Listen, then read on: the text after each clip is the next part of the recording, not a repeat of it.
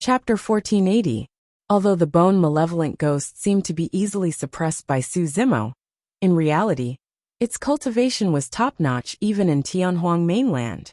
Extreme fire and Nian Qi were no match for it. If Su Zimo did not have the support of the profundities of the Buddhist sects, it would take him some effort to completely suppress the skeleton. "Let's go. Be careful," Su Zimo said, and the three of them continued forward. The three of them walked for an entire day in Kunlun ruins. Along the way, they encountered countless battles. Fortunately, they were not in danger. The existences in Kunlun ruins did not care what kind of paragon or monster incarnate one was. They did not know Araki Takashi at all.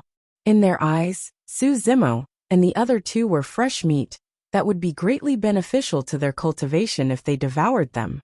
Even with Su Zimo's powerful stamina, he was a little tired after a day of battle.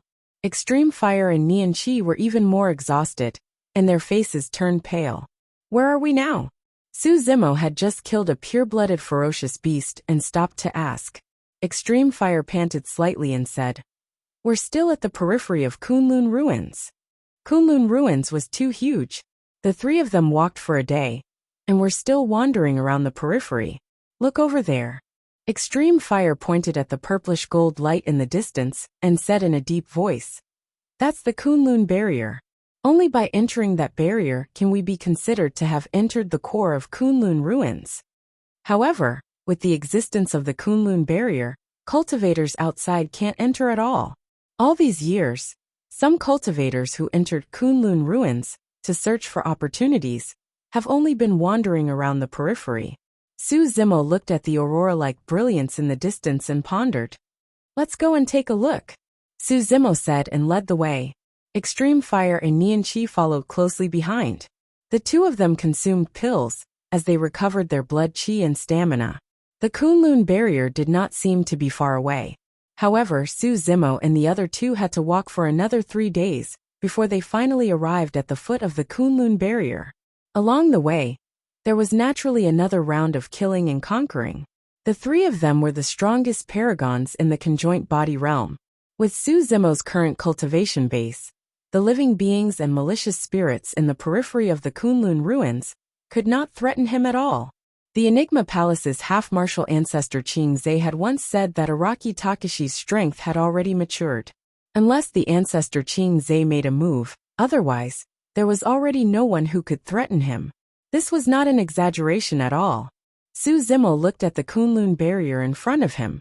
As long as he passed through this barrier, he would be able to come into contact with the true secrets of the Kunlun ruins. He would be able to see another world and see the legendary Kunlun clan. The power of the spirit formation was extremely mysterious and cold. Extreme Fire took the lead and attempted to cross this Kunlun barrier. As soon as his body came into contact with the barrier, he was met with great resistance. Even though he had pushed his bloodline to the limit, he still could not pass through it. After a long stalemate, Extreme Fire could only retreat. "It still doesn't work," Extreme Fire laughed bitterly. "I tried it back then. To think that I still couldn't pass through after entering the conjoint body realm." "I'll give it a try too," Su Zimo said as he walked towards the Kunlun barrier. The moment he touched the barrier, he felt a tremendous resistance as well. Su Zimo channeled his bloodline slowly, and the sound of a tsunami burst forth from his body. Qinglian's bones emitted a divine glow and her organs shone with brilliance. Under the obstruction of the barrier, Qinglian's true body turned crystalline and vaguely transformed into the form of the creation Qinglian. Under Extreme Fire and Nian Qi's gazes, Su Zimo's figure gradually disappeared into the Kunlun barrier. He barged in. Extreme Fire's eyes widened in disbelief. "I think so," Nian Qi nodded. The two of them waited quietly. Before long, Su Zimo's figure appeared once more and walked out of the Kunlun barrier. "How was it?" Extreme Fire asked hurriedly. "I passed through," Su Zimo said in a deep voice. "This Kunlun barrier works both ways.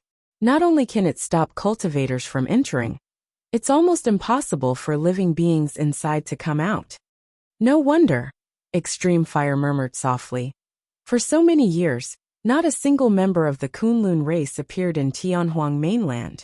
The reason is because of this Kunlun barrier. Naturally, the power of Mahayana patriarchs could pass through the barrier. However, they did not dare to come over at all, afraid that they would cause a divine power storm and die. As for half-martial ancestor experts and conjoint body mighty figures, they could not pass through the Kunlun barrier. The Kunlun barrier isolated Kunlun ruins from Tianhuang mainland completely, forming two different worlds.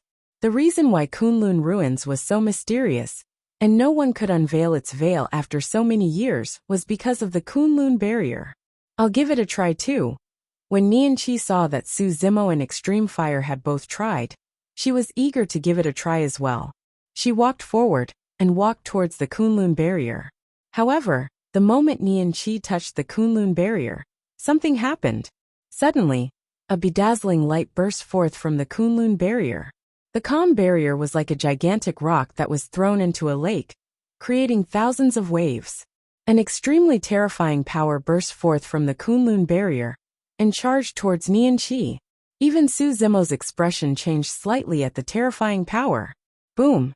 Caught off guard, Nianqi was struck in the chest by the power of the Kunlun barrier, and the bones in her chest shattered instantly. A Protoss's physique and bloodline were extremely strong. However, against the impact of the Kunlun barrier, Nianqi's body was almost torn apart. This change was way too fast. Even Su Zimo was caught off guard and could not attack in time. Nianqi fell out with a pale expression. She spat out mouthfuls of blood, and her organs were shattered. Swoosh! As though it was sentient, the Kunlun barrier sensed that Nianqi was not dead and gathered its power once more. A gigantic and menacing claw appeared in midair and grabbed towards Nianqi. Su Zimo frowned slightly. In a flash, he grabbed Nianqi and transformed into a golden beam of light that retreated rapidly, leaving the Kunlun barrier far away. As the distance widened, the menacing claw could not hold on any longer and gradually dissipated. The Kunlun barrier regained its calmness. It was as if the previous scene was just an illusion. How could this be? Extreme Fire chased over with a bewildered expression. He and Su Zimo only encountered resistance when they entered the Kunlun barrier. As for Nianqi, he nearly lost his life. Su Zimo fed Nianqi an elixir first before asking with a frown. Who set up this barrier? I'm not sure. Extreme Fire shook his head. Even Enigma Palace did not know the background of the Kunlun barrier, let alone him. Su Zimo's gaze flickered as he recalled the menacing claw just now, and had a vague guess. He was extremely familiar with that claw. It was the claw that the night spirit would only reveal when it transformed into its true form. If this Kunlun barrier had existed for eons, it meant that there was a high chance that it was set up by the Ho of the primordial era. If that was the case, a new question arose. What was the use of this barrier? Why would Nianqi cause such a huge reaction when he barged into the Kunlun barrier and trigger its killing intent? This was definitely not a coincidence. It must be some sort of will left behind by the Ho of the primordial era that caused such a change in the Kunlun barrier. Chapter 1481. What should we do now? Extreme Fire asked. Su Zimo said in a deep voice. We can't continue like this. We have to find a safe and secluded place to cultivate for a few days. They had been wandering around Kunlun ruins and fighting the entire time. Although they had accumulated a lot of insights, there was no end to them. They did not have the chance or time to consolidate their insights either. Furthermore, Nianqi was severely injured and could not move too much. Even with his Protoss bloodline and powerful regeneration ability, Nianqi would have to recuperate for 10 days to half a month for his injuries. I know a place where no malevolent spirits or malicious ghosts will barge in. Extreme Fire said in a deep voice. It's the secret realm that I entered 5,000 years ago. I obtained the Night Spirit and Candlelight Sword formation from that secret realm. Alright, let's go there to recuperate and cultivate for a while. Su Zimo made his decision. Firstly, Nianqi could recuperate in peace. Secondly, they had gained quite a bit of insight after fighting for the past few days. If they seized the opportunity to cultivate and consolidate it, their cultivation and combat strength would increase by quite a bit. As for Su Zimo, he could also make use of this opportunity to refine the large chunk of worryless wood in his storage bag. At that time, the three of them would have a breakthrough in their combat strength, and it would be safer for them to explore Kunlun ruins again. Extreme Fire took out a map from his storage bag and compared it. "It's not far from here. Follow me," Extreme Fire said and led the way. Su Zimo carried Nian Qi on his back and followed closely behind. Every step in Kunlun ruins was dangerous. The three of them did not walk quickly, and only arrived at their destination after nearly half a day. Before them was a mountain that towered into the clouds. The mountain peak was filled with strange rocks, and not a single blade of grass grew on it. There was no sign of life. Extreme Fire brought the two of them into a cave at the foot of the mountain. The cave was full of twists and turns, and there were countless caves. At a glance, it was impossible to determine the direction. "Follow closely. Don't get lost," Extreme Fire instructed. Following the map in his hands, he walked along a karst cave. There were many forks in this cave. As Extreme Fire walked, he would often change his direction and walk towards one of the forked paths. Sometimes it would turn left, sometimes it would turn right. There was no pattern at all. After a long while, Extreme Fire finally stopped. Su Zimo looked over. In front of them was another extremely long tunnel. They couldn't see the end of it. Inside the tunnel, there were many corpses lying everywhere. Weapons were scattered all over the ground. Su Zimo glanced around. Through the dermic weapons on the ground, it could be deduced that most of the owners of the corpses were at the Dharma characteristic realm. There were also some conjoint body mighty figures, and even half-martial ancestor experts. It was unknown how long these experts had been dead for. Their bodies were covered in dust. Even conjoint body mighty figures and half-martial ancestor experts, whose bodies did not decay, were left with tattered skeletons with empty clothes on them. Some of these corpses were humanoid, while others were ferocious beasts. There were all kinds of them. However, each corpse was tied with a purple gold ribbon. "Kunlun clan?" Su Zimo murmured softly. He had a vague guess but did not dare to confirm it. This tunnel, including the extremely complicated karst cave outside, was clearly dug by someone. Without a method, one would not be able to enter or leave. He wondered who the owner of this mystic realm was. What was their motive? He did not know what happened back then for so many people to die here. "Master, was this where you were poisoned back then?" Su Zimo asked. After he entered this place, he had already released his spirit consciousness and scanned the surroundings. However, he did not discover any other living beings or dangers. Extreme Fire nodded and looked at the storage bag beside one of the corpses, sighing softly. "Back when I came here, I was naturally tempted when I saw so many treasures on the ground." One could imagine how excited Extreme Fire was when he was still the Dharma Daojun back then. When he saw so many dermic weapons and storage bags left behind by mighty figures, he was naturally agitated. Extreme Fire pointed at the corpse. "When I saw that there was no danger around, I went forward to take a look at the storage bag. To think that a goo worm would run out the moment the storage bag was opened and bite me. Because of that, I nearly died here." Su Zimo's gaze shifted, and he discovered the corpse of a goo worm not far away. There was no need for Extreme Fire to return for revenge. Without the care of its master, the goo worm was long dead. Extreme Fire revealed a reminiscing expression, and still had lingering fear. "At that time, I felt a wave of dizziness and did not have time to think. I crushed the teleportation talisman in my hands hurriedly. At the same time, I flicked my sleeves and swept up the items that fell out of the storage bag. Thereafter, I fell into the spatial tunnel and sent it to Tsonglang mountain range of the north region. Thereafter, Extreme Fire used his remnant consciousness to create a cave abode there and fought against the poison for 5,000 years before meeting Su Zimo and surviving in the end. Everything could only be described as a freak combination of factors in retrospect. Extreme Fire still lamented when he recalled the past. In that case, Night Spirit, the Illumination Stone, and the Illumination Sword formation all dropped from that storage bag? Su Zimo asked. No. Extreme Fire shook his head. Indeed, many things dropped when I opened that storage bag. There was the Illumination Stone and the Illumination Sword formation. However, There was no egg of night spirit. At the mention of this, extreme fire seemed to be immersed in his memories as he frowned. At that time, my vision was already blurry. I felt like the egg of night spirit rolled over from the other side of the tunnel and jumped into the spatial rift formed by the teleportation talisman, teleporting out with me. Suzumo's heart skipped a beat. If extreme fire was not wrong, he was not the one who brought night spirit out. Instead, night spirit possessed sentience and chose extreme fire to leave Kunlun ruins with his help. That was not impossible. Back then, in the depths of Baiming Town, the Kuanpung egg nurtured in the primordial divine spring possessed intelligence that was not inferior to an adult and had many complicated emotions.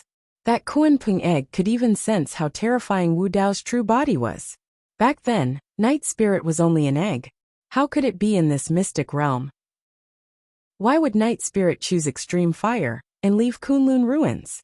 Suzumo had a feeling that if he explored this mystic realm, there was a high chance he would obtain the answer he wanted.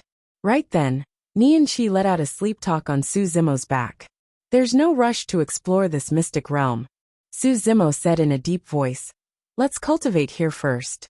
It won't be too late to explore this mystic realm after we break through. All right. Extreme fire nodded in agreement. There were many secret rooms on both sides of the tunnel. Suzumo and the other two arrived at the nearest secret room and entered to cultivate in seclusion. Chapter 1482. There was no such thing as time passed in cultivation. It had been 20 years since Suzumo entered Kunlun ruins. In the past 20 years, there had been considerable changes in Tianhuang mainland as well. Apart from the dragons, Kuan race and barbarians, the movements of the primordial six races became more frequent as more races appeared in Tianhuang mainland to expand their territories. In the past 20 years, countless small sects and factions were annexed by the primordial six races. The number of cultivators that died was even more uncountable. At the moment, the primordial six races were still rather restrained and did not engage in head-on conflicts with the super sections. Occasionally, there would be some friction, but it would be resolved without a conclusion. For the past 20 years, the primordial six races had not relaxed their search for Suzumo. However, no matter how hard they searched, they could not find Suzumo. It was as though Suzumo had vanished from Tianhuang mainland. Chaos Essence Sect. Difan sat in his cave abode with a row of disciples beneath him. They had just returned from the 4 regions, 3 seas and 1 continent of Tianhuang mainland, and were travel-worn. There's still no news of Araki Takashi? Difan asked with a frown. No, one of the disciples said in a deep voice.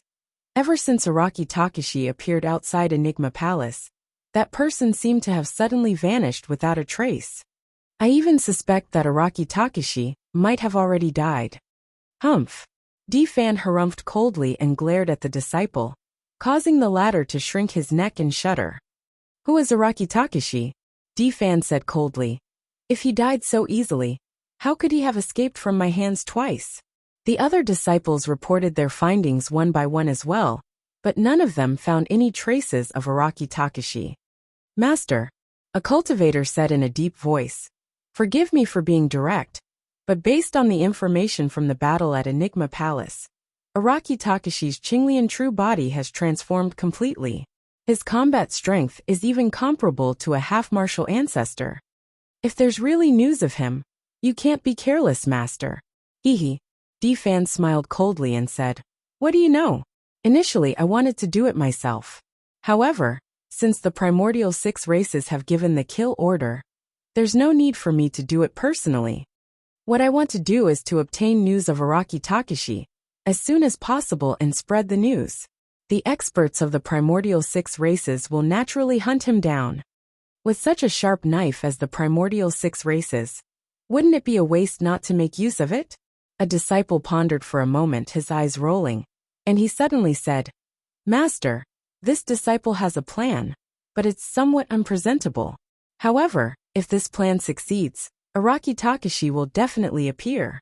Oh, Difan raised his eyebrows and asked, Tell me about it. The disciple smiled gently. I heard that Araki Takashi values friendship greatly. He's from Misty Peak of the North region. If we ascend Misty Peak and suppress the cultivators of Misty Peak, Araki Takashi will definitely appear as long as we spread the news.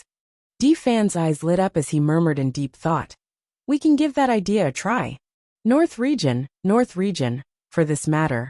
I can call Chunyu of Glass Palace, Diju of Sword Sect, and a few other fellow Taoists to head to Misty Peak together.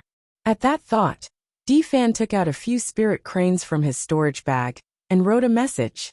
He scattered the spirit cranes and sent them to Glass Palace, Sword Sect, and the other super sections. North region. On this day, 2 people arrived near Songlang mountain range. It was a man and a woman. Both of them were at the conjoint body realm. The man was tall and had a huge cloak draped over his body. There was a hood on his head that completely covered his face. The woman looked no different from a human. She had a slender figure and curvaceous curves. Her long legs were exposed and were long and slender. Her skin was fairer than snow and her face was extremely beautiful. Anyone who saw this face and this figure would feel a sense of amazement in their hearts. Hey Tua, why did you bring me here so mysteriously? The woman frowned slightly and asked. Her voice was extremely pleasant as well. The man who was changed to Hey Tua chuckled and said, Young master, you don't know this, but the place I brought you to today has something to do with Araki Takashi. Hey Tuo's voice was hoarse and unpleasant. Oh. The woman raised her brow slightly with an interested expression. If anyone from the primordial 6 races were here, they would be able to recognize the 2 of them. Both of them were Rakshasa clansmen. The man's name was Hey Tua Rakshasa. The woman was the most famous monster incarnate of the Rakshasa race in this generation, Yuluosha. The Rakshasa race was rather mysterious. The man was incomparably ugly with a green face and fangs, resembling an evil spirit. However, the woman was extremely beautiful and was not inferior to fairies of the 9 heavens. Not only was Yuluosha invincible among her peers in the Rakshasa race in combat strength, her looks were also the best in the entire race. Young master, look over there. Hey Tua Rakshasa pointed to the place where the peach blossom trees were the most lush not far away. There's a town called Pingyang Town over there. I see it. Yuluosha nodded and closed her eyes to sense for a moment. There's nothing special about this town. It's nothing more than a group of humans with slightly longer lifespans. Oh, there's also a peach blossom tree spirit that has attained the Tao. However, that's nothing much. In the blink of an eye, Yuluosha searched Pingyang Town from top to bottom. Young master, there's something you don't know, Hey Tua Rakshasa said smugly. I've already investigated. Pingyang Town is the place where Araki Takashi rose to prominence. I heard that this is the town where Araki Takashi attained the Tao and appeared out of nowhere. So what? Yuluosha was indifferent. Araki Takashi's old friend from back then has long passed away. What has this Pingyang Town got to do with him? Young master, I heard that Araki Takashi is extremely sentimental and has returned to Pingyang Town multiple times. Hey Tua Rakshasa said. Araki Takashi must have played a huge role in the fact that this town was preserved so well in the current chaotic world. Since we can't find Araki Takashi, why don't we eat everyone in this town to vent our hatred? Hey Tua Rakshasa's tone turned excited at the mention of eating people. A scarlet tongue extended from beneath his dark hood and licked his lips. Yuluosha frowned slightly and felt conflicted. They're just some mortals. What's there to eat? Young master, why have you become so soft-hearted? Hey Tua Rakshasa asked. Humph. If you really want to eat, go and eat some experts of the human race. What's the point of eating these mortals? Yuluosha sneered. So what? Hey Tua Rakshasa pursed his lips. Since we're already here, we can't return empty-handed. We have to fill our stomachs no matter what. Young master, don't worry. I'll definitely leave that conjoint body peach blossom tree demon to you. Just as the 2 of them were chatting in Songlang mountain range, 2 divine lights lit up in a dark room of the Su residence in Pingyang Town. A purple-robed cultivator floated down from the couch. His gaze was bright as he smiled faintly and murmured, to think that they would have designs on Pingyang Town. Chapter 1483. Su Residence. The door to the room opened. A young and tender boy walked in. When he saw Wu Dao's true body, he pouted slightly and said, "Young master, 2 people are here. Their auras are extremely annoying." Momo's sentience was awakened by Dai Yu, and his cultivation speed was extremely fast. He was already at the conjoint body realm. Wu Dao's true body was at the perfected Dharma characteristic realm. That cultivation speed was already rather terrifying. 20 years ago, when he headed to the southern region, he had only just entered the Dharma characteristic realm. "Young master, continue cultivating. I'll go chase those 2 away."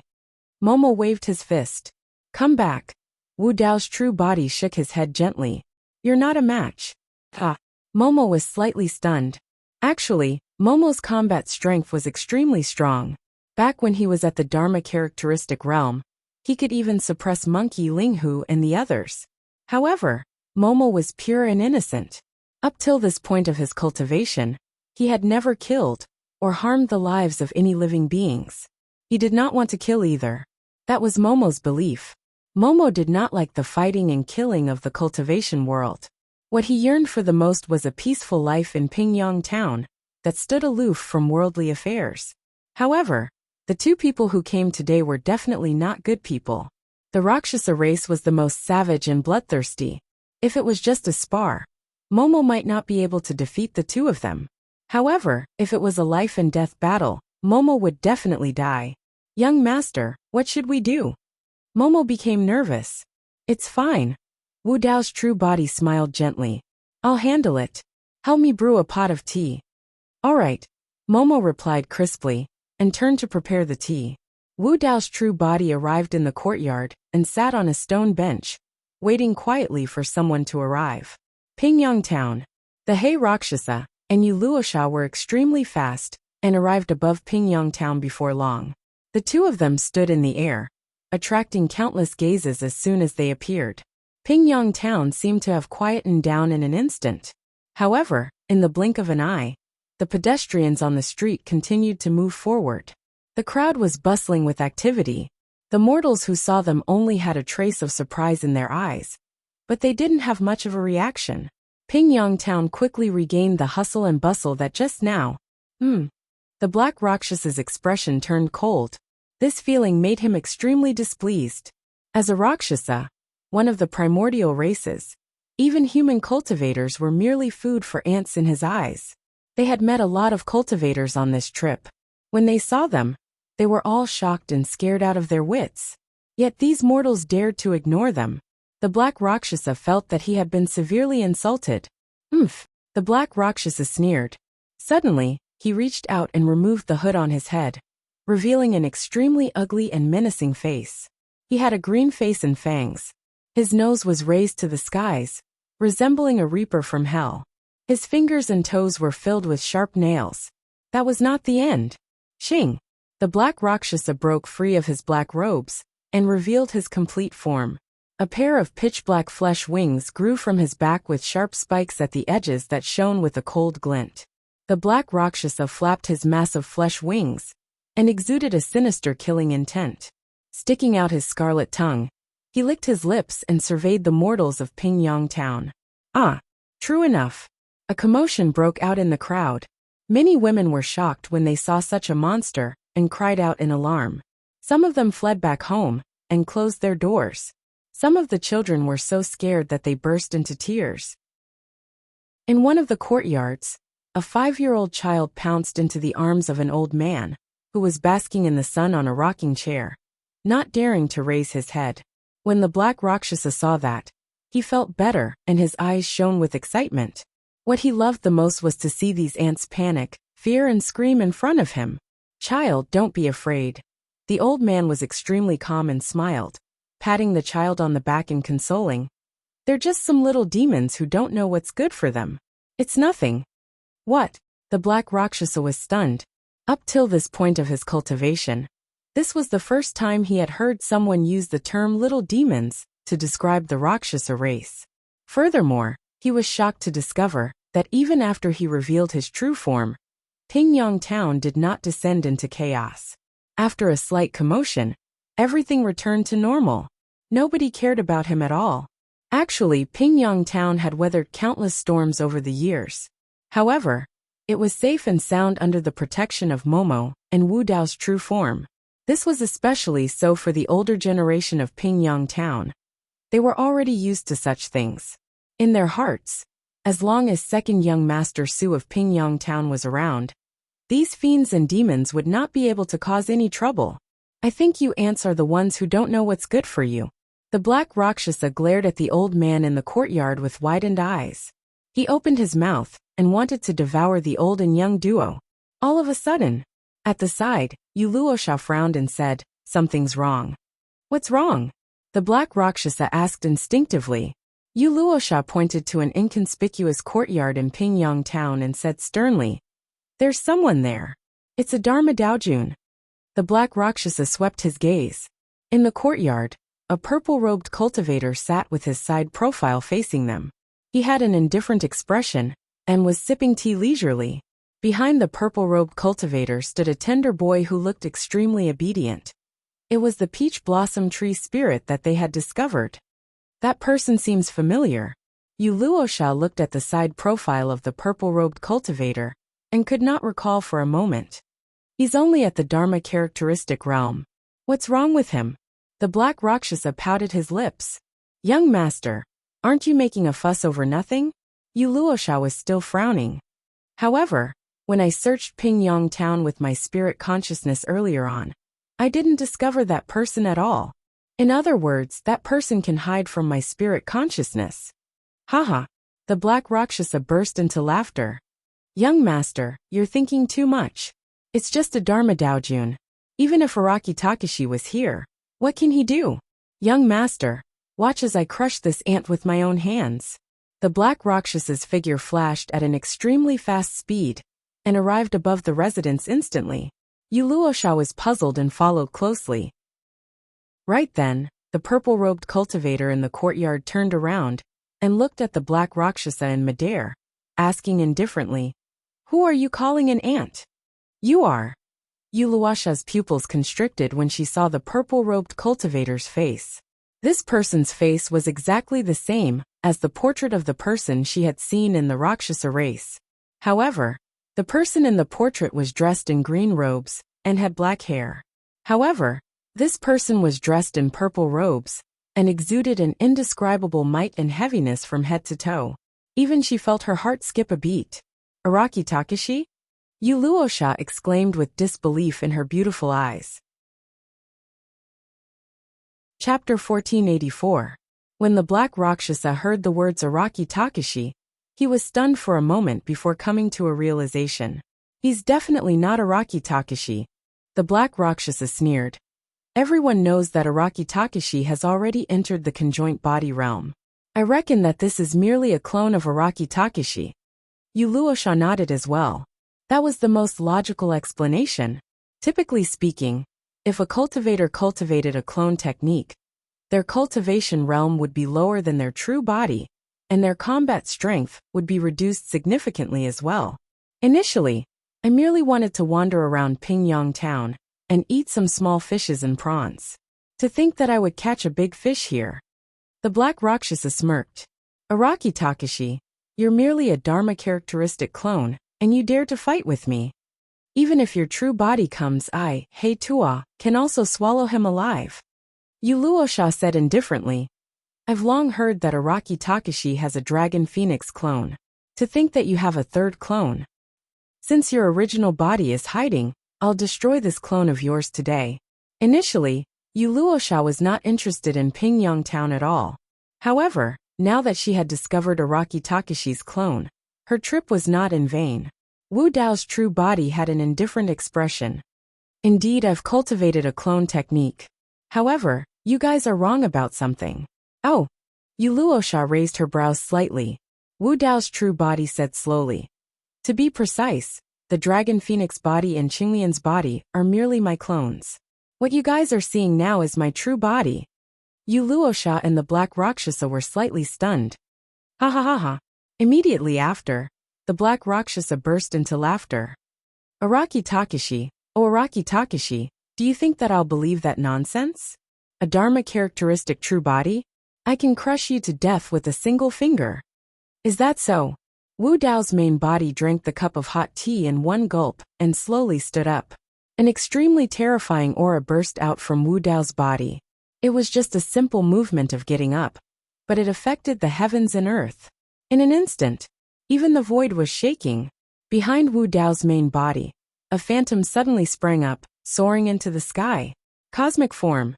Even in the polar regions of North Sea, Wu Dao's true body did not use his heaven and earth dharma characteristic when he fought against the 3 conjoint body realm demons, because there was no need for that.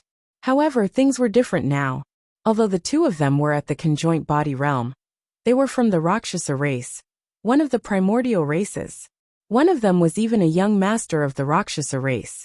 His battle prowess was so terrifying that he could even easily kill a half-martial ancestor of the human race. Hee. The Hey Rakshasa sneered. You dare to use a technique like the cosmic form? Even a paragon dharma form can't take a punch from me. Yu Luocha did not smile. She could feel an aura that made her heart tremble from the rapidly ascending dharma idol. How was that possible? How could a mere heaven and earth dharma characteristic threaten her? 90 feet. In the blink of an eye, the heaven and earth dharma characteristic of Wu Dao's true body had already risen to a height of 90 feet. However, the heaven and earth dharma characteristic was still growing rapidly without any signs of stopping. Could it be that the dharma characteristic of Araki Takeshi's true body has also cultivated to a height of 99 feet? Yu Luocha frowned slightly. Back in the Battle of Heaven and Earth Valley, Qinglian's true body had once used a 99 feet heaven and earth dharma characteristic to kill a conjoint body mighty figure of the primordial races. Of course, Yu Luocha was fearless. Although a 99 feet heaven and earth dharma characteristic was a little troublesome, it could not threaten her. 91 feet, 95 feet, 99 feet.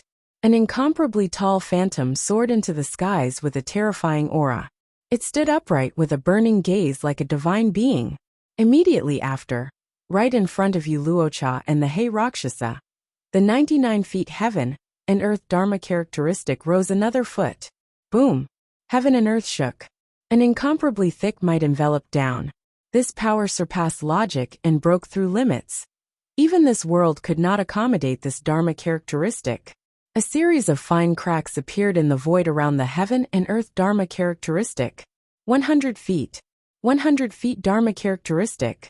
In the cultivation world, 9 was the limit. Even Qinglian's true body could only reach a height of 99 feet after fusing 3 supreme dharma characteristics, and could not break through this barrier. However, the true body used Wu Dao's furnace to nurture the scriptures and smelt all dharmic powers to form an unprecedented 100 feet heaven and earth dharma characteristic that shocked the ancients.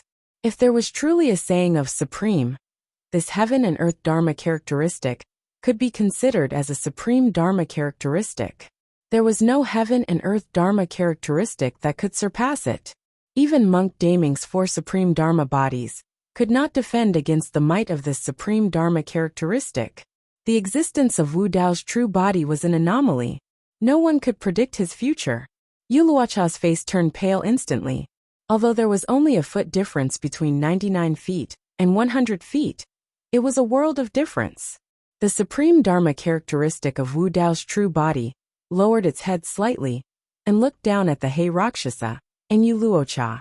Its eyes shone like 2 blazing suns that could not be looked at directly. Against the gaze of this supreme dharma characteristic, the Hey Rakshasa felt insignificant for the first time. It felt as though he was being stared at by a true divine being and could be crushed into nothingness at any moment. Rakshasa race? In my eyes, you're ants as well. Wu Dao's true body spoke slowly with a booming voice that was incomparably dignified. So what if it's 100 feet? It's just a dharma characteristic after all. The Hey Rakshasa channeled his bloodline wildly and roared into the skies.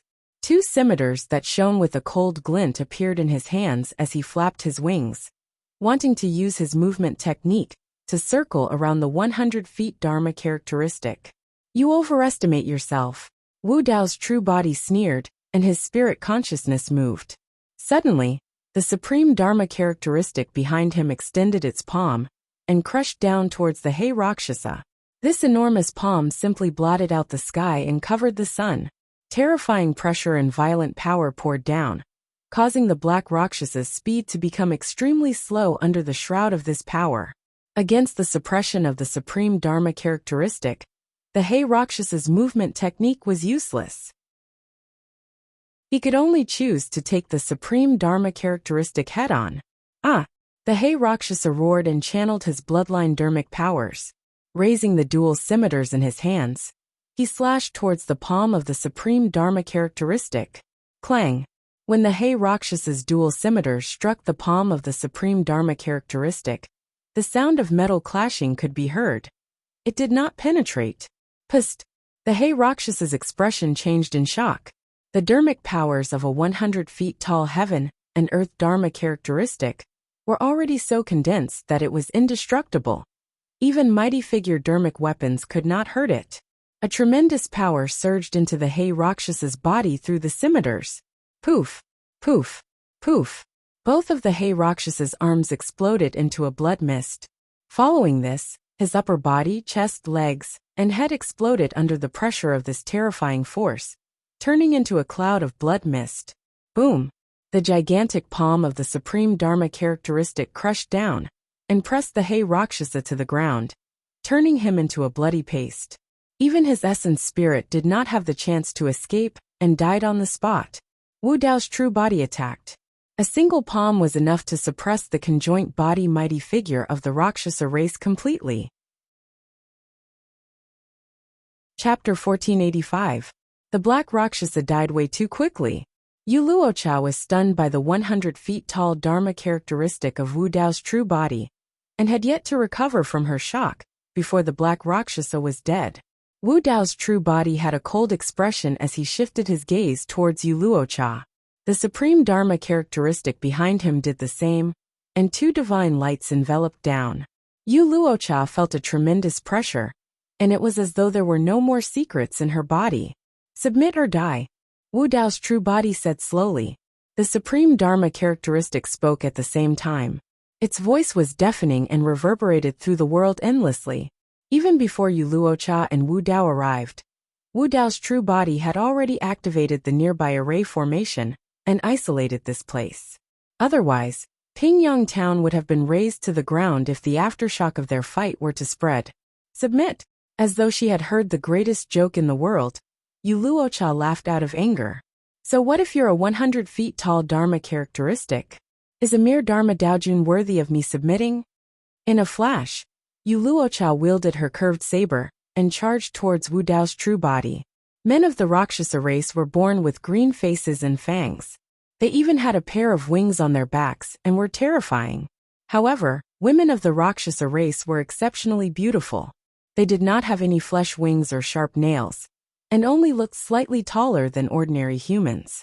Although she did not have flesh wings, Yu Luocha's movement technique was even faster than the Black Rakshasa. The speed of the Rakshasa race was ranked first among the primordial 9 races. Even the Golden Crow clan was slightly inferior to them. However, wherever the supreme Dharma characteristic of Wu Dao's true body looked, the voids would distort, and the ground would quake with a single step. Even a single exhale from this supreme Dharma characteristic would form a dharmic power tornado and conjure a terrifying dharmic art. Every single action was a dharmic art. In the blink of an eye, the dharmic powers in the area began to boil. No matter how fast Yu Luocha's movement technique was, she still needed enough space to dodge. However, this world was filled with endless spells. Every single one of them was shockingly powerful. She couldn't dodge them at all. How is this possible? Yu Luocha's expression was uncertain, and a trace of panic flickered in her beautiful eyes. A person's time and energy is limited. How could he have cultivated so many spells? Boom! The supreme Dharma idol punched out, and a huge airflow surged. This punch seemed to be able to break a hole in the sky. Yu Luocha had nowhere to run. Araki Takashi, you've gone too far. Yu Luocha suddenly shrieked and activated her bloodline. Her hands formed a series of hand seals that struck towards the gigantic fist. At the same time, Yu Luocha's eyes lit up.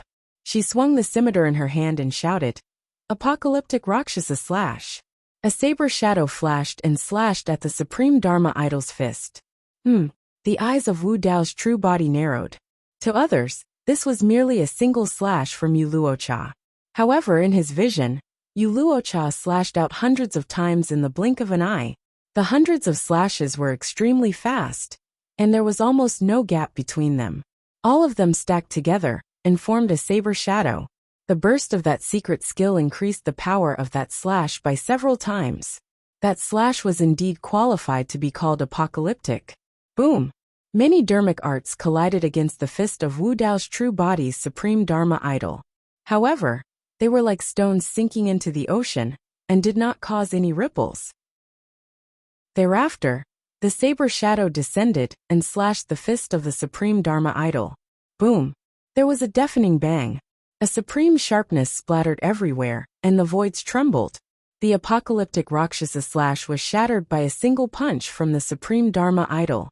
And on the fist of the supreme Dharma idol, a series of cracks actually already appeared. That slash still injured the supreme Dharma idol in the end. As the young master of the Rakshasa race, and a major cultivation realm above Wu Dao's true body, Yu Luocha was definitely not someone easy to deal with. Break it! Yu Luocha's secret skill failed to shatter the supreme Dharma idol. She channeled her bloodline once more, and the sound of tsunamis echoed from her body. Then, a strange phenomenon rose behind her. It was no wonder why Yu Luocha was the monster incarnate of the Rakshasa race of this generation. She had already cultivated a bloodline phenomenon. 5 Rakshasas' daughters appeared around Yu Luocha. All of them were flawlessly beautiful and wore chiffon dresses. Their figures were enchanting, but their expressions were cold, as they glared at Wu Dao's true body, without any emotions. Kill! Yu Luocha hollered. The 5 Rakshasas' daughters beside her attacked at the same time, and released the apocalyptic Rakshasa slash. 5 saber shadows descended. This time round, even the supreme Dharma idol of Wu Dao's true body could not dodge, and was slashed heavily by the 5 apocalyptic Rakshasa slashes. Crack! Crack! Crack! The body of the supreme Dharma idol cracked gradually. No matter how strong a supreme Dharma idol was, there was a limit to it. Against Yu Luocha's continuous attacks, the supreme Dharma idol finally could not withstand it. In the blink of an eye, it dissipated. Fufu, standing in the circle of the 5 Rakshasa, Yu Luocha was like a moon surrounded by stars as she sneered. Araki Takashi, your 100 feet Dharma idol is already shattered. Let's see what you're going to use to make me submit. Bloodline phenomenon, huh? Wu Dao's true body said indifferently. I have one too. Before he finished his sentence, Wu Dao's true body vanished all of a sudden. Yu Luocha's heart skipped a beat, and she tensed up instantly. She released her spirit consciousness and scanned her surroundings repeatedly. However, she could not find any trace of Wu Dao's true body. Araki Takashi, where are you? Yu Luocha was a little nervous as she channeled her bloodline phenomenon, and the 5 Rakshasas' daughters protected her tightly. All of a sudden, Yu Luocha felt the temperature of the entire world rise and purple flames burst forth in the voids, burning furiously. The bloodline phenomenon of Wu Dao's true body was a gigantic cauldron. It was the Wu Dao cauldron that could nurture all sutras and smelt all dharmic arts. The reason why Yu Luocha could not see Wu Dao's true body was because she was already within the gigantic cauldron. This was a clash of bloodline phenomenons. Whoosh! A Rakshas's daughter beside Yu Luocha burst into flames and surged into the skies. In the blink of an eye, the Rakshas's daughter formed by the bloodline phenomenon turned into ashes. Yu Luocha's face turned paler. She had already realized that she had fallen into the other party's bloodline phenomenon. Submit or die. The voice of Wu Dao's true body sounded with endless might and dominance. There was no third option for Yu Luocha at all. It was either submit or die. As the young master of the Rakshasa race, how can I submit to you? Yu Luocha sneered. Araki Takashi, dream on. Swoosh. As the purple flames surged, another Rakshas's daughter turned into nothingness and vanished. Swoosh. Swoosh. Swoosh. In just a few breaths, the Rakshas's daughters beside Yu Luocha were all refined by Wu Dao's cauldron. This meant that Yu Luocha's bloodline phenomenon was burned to ashes by Wu Dao's cauldron. Submit or die. The voice of Wu Dao's true body sounded once more. This time round, apart from endless might, there was also a hint of determination, coldness and killing intent in his voice. Chapter 1486. Yu Luosha had already realized that if she did not submit, Araki Takashi would truly turn her into ashes. In Araki Takashi's heart, there was no such thing as pity for the fairer sex. For some reason, Yu Luosha suddenly felt aggrieved. Up till this point of her cultivation, she possessed frightening talent, and was the prettiest in the entire race. There were countless paragons and monster incarnates pursuing her. When had she ever suffered such grievances? When had she ever been bullied as such? She was the young master of the Rakshasa race, and was exceptionally proud. In her opinion, there was no one in this world who could make her submit. There was no one in the entire Rakshasa race who was worthy of her, let alone submit. However, the domineering nature of Wu Dao's true body caused Yu Luosha's conviction to crumble. Up till this point of her cultivation, she had never encountered such an unreasonable and domineering person. Instantly, she was flustered and had no idea what to do. Am I going to die in the hands of a Dharma Daojun today? That Araki Takashi is truly detestable. Utterly detestable. Is there no third choice? In that moment of life and death, Yu Luosha's thoughts were in a mess. Nobody wanted to die. At her level of cultivation, there was a high chance that she could advance to the Mahayana realm and become a patriarch if nothing went wrong. She did not want to die here. However, Yu Luosha was indignant. Did she really have to submit to Araki Takashi? Yu Luosha's conviction was already wavering, and she had a conflicted expression as she sank into immense pain. However, the purple flames in Wu Dao's furnace had no intention of stopping, and began burning on her body. Araki Takashi, you're truly detestable. Yu Luosha shrieked. In fact, Araki Takashi was not even willing to give her more time to consider. Yu Luosha's eyes reddened and tears welled within, refusing to fall stubbornly. Finally, Yu Luosha grit her teeth and said hatefully, I can submit if you want, but I'll definitely not betray the Rakshasa race or harm my clansmen. She was the young lady of the Rakshasa clan, and the blood of the Rakshasa clan flowed in her veins. This was her bottom line. Suddenly, Yu Luosha felt her entire body lighten. That feeling of her life hanging by a thread already disappeared. The purple flames that surrounded her had also disappeared. It was as if she had returned to that familiar world. His surroundings were no longer suffocating or scorching. The air was fresh. At a nearby stone table, Wu Dao's main body was casually sitting there. His expression was indifferent as he leisurely sipped his tea. That cute and adorable boy was quietly guarding behind him. Everything looked peaceful and peaceful. Yu Luosha felt the joy of surviving a calamity. Even that abominable person seemed much more pleasing to the eye. But soon, Yu Luosha realized her situation. She had now submitted to Araki Takashi. In theory, the Dharma Daojun in front of her was her master. However, she could not bring herself to say the word master. With a cold expression, Yu Luosha said in a deep voice, Araki Takashi, I've submitted to you, but I won't call you master. Up to you. Wu Dao's main body replied indifferently without any anger or coercion. Yu Luosha frowned slightly.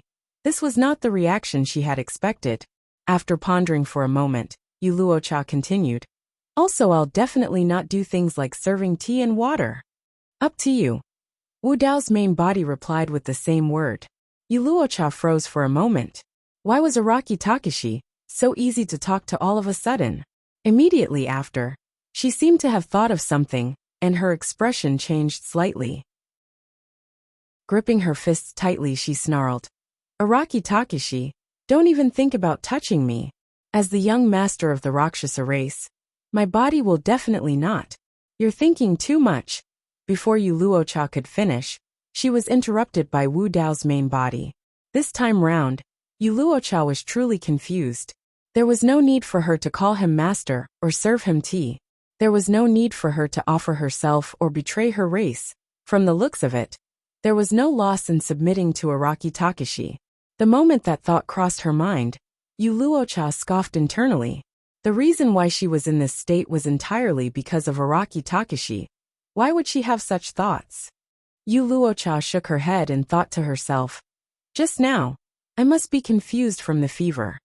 Right then, Wu Dao's main body spoke slowly.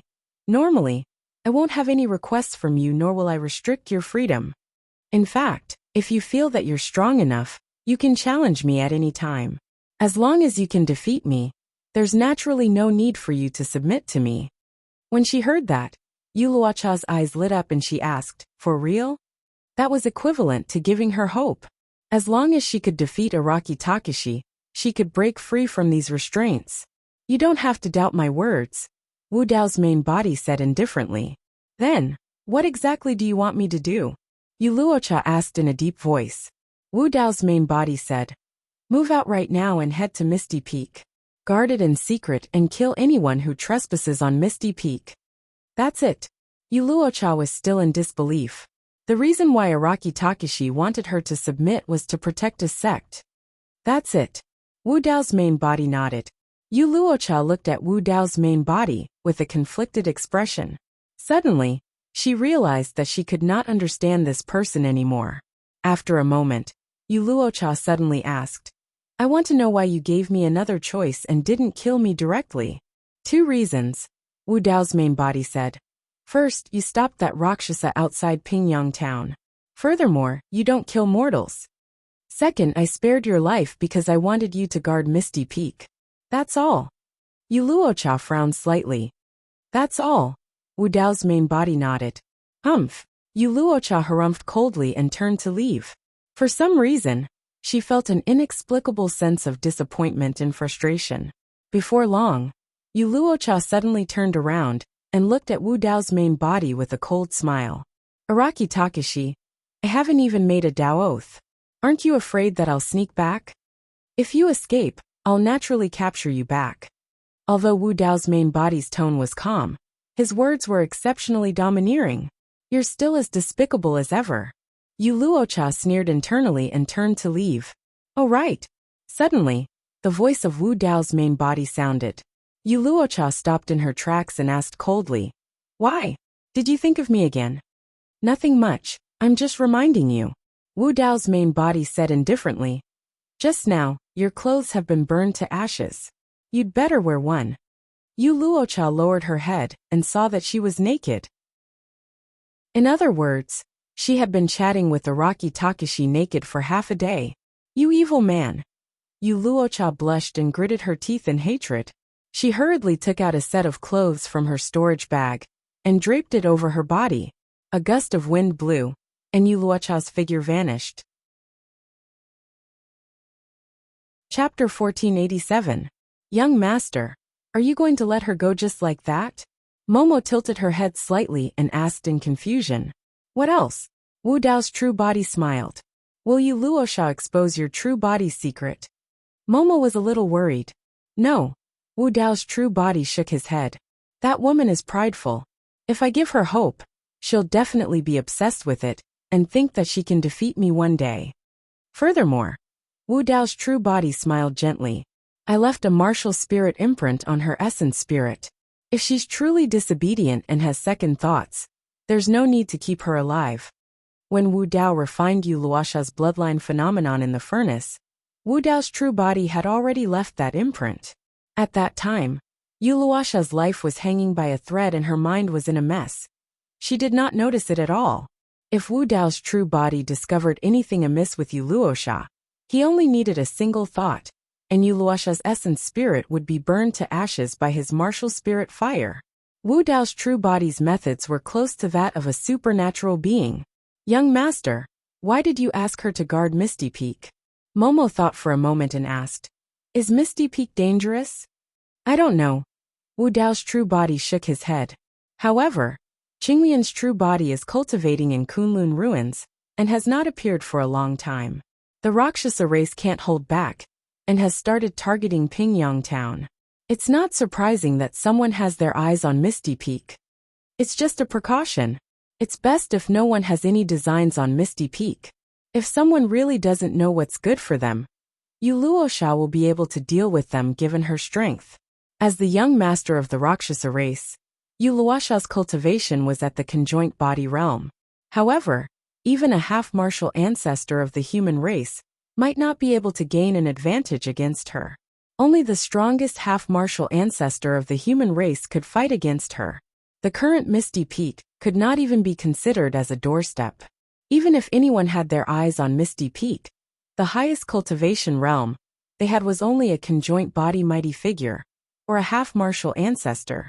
The Mahayana realm patriarchs were all in the advanced ancient battlefield, so who would waste their time coming to the northern region to do something like this?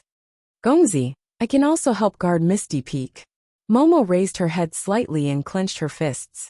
She didn't know why, but after Wu Dao's true self subdued Yu Luosha, Momo felt as if her status was being challenged.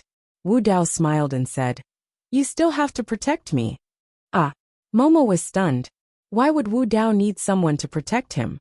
"I'm going to break through," Wu Dao said indifferently. He stood up and walked towards his room.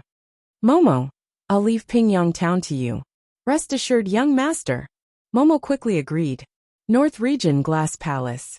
A middle-aged cultivator stood in front of a cave abode on an immortal mountain. He was tall and wore a glass Dao robe. Under the illumination of the sun, he shone with a rainbow luster in an extremely gorgeous manner. Standing in midair, that person shone with a divine light like a god, and had a terrifying aura. Chenyu, a half-martial ancestor expert of Glass Palace. Chenyu's life was a legend as well. He experienced war when he was young and his family was destroyed, turning him into an orphan. Relying on his tall and strong physique and ruthless personality at a young age, he gathered a group of people quickly and made a living by robbing. Later on, a Dao Lord of Glass Palace fancied his potential, and he entered the cultivation world, soaring from then on.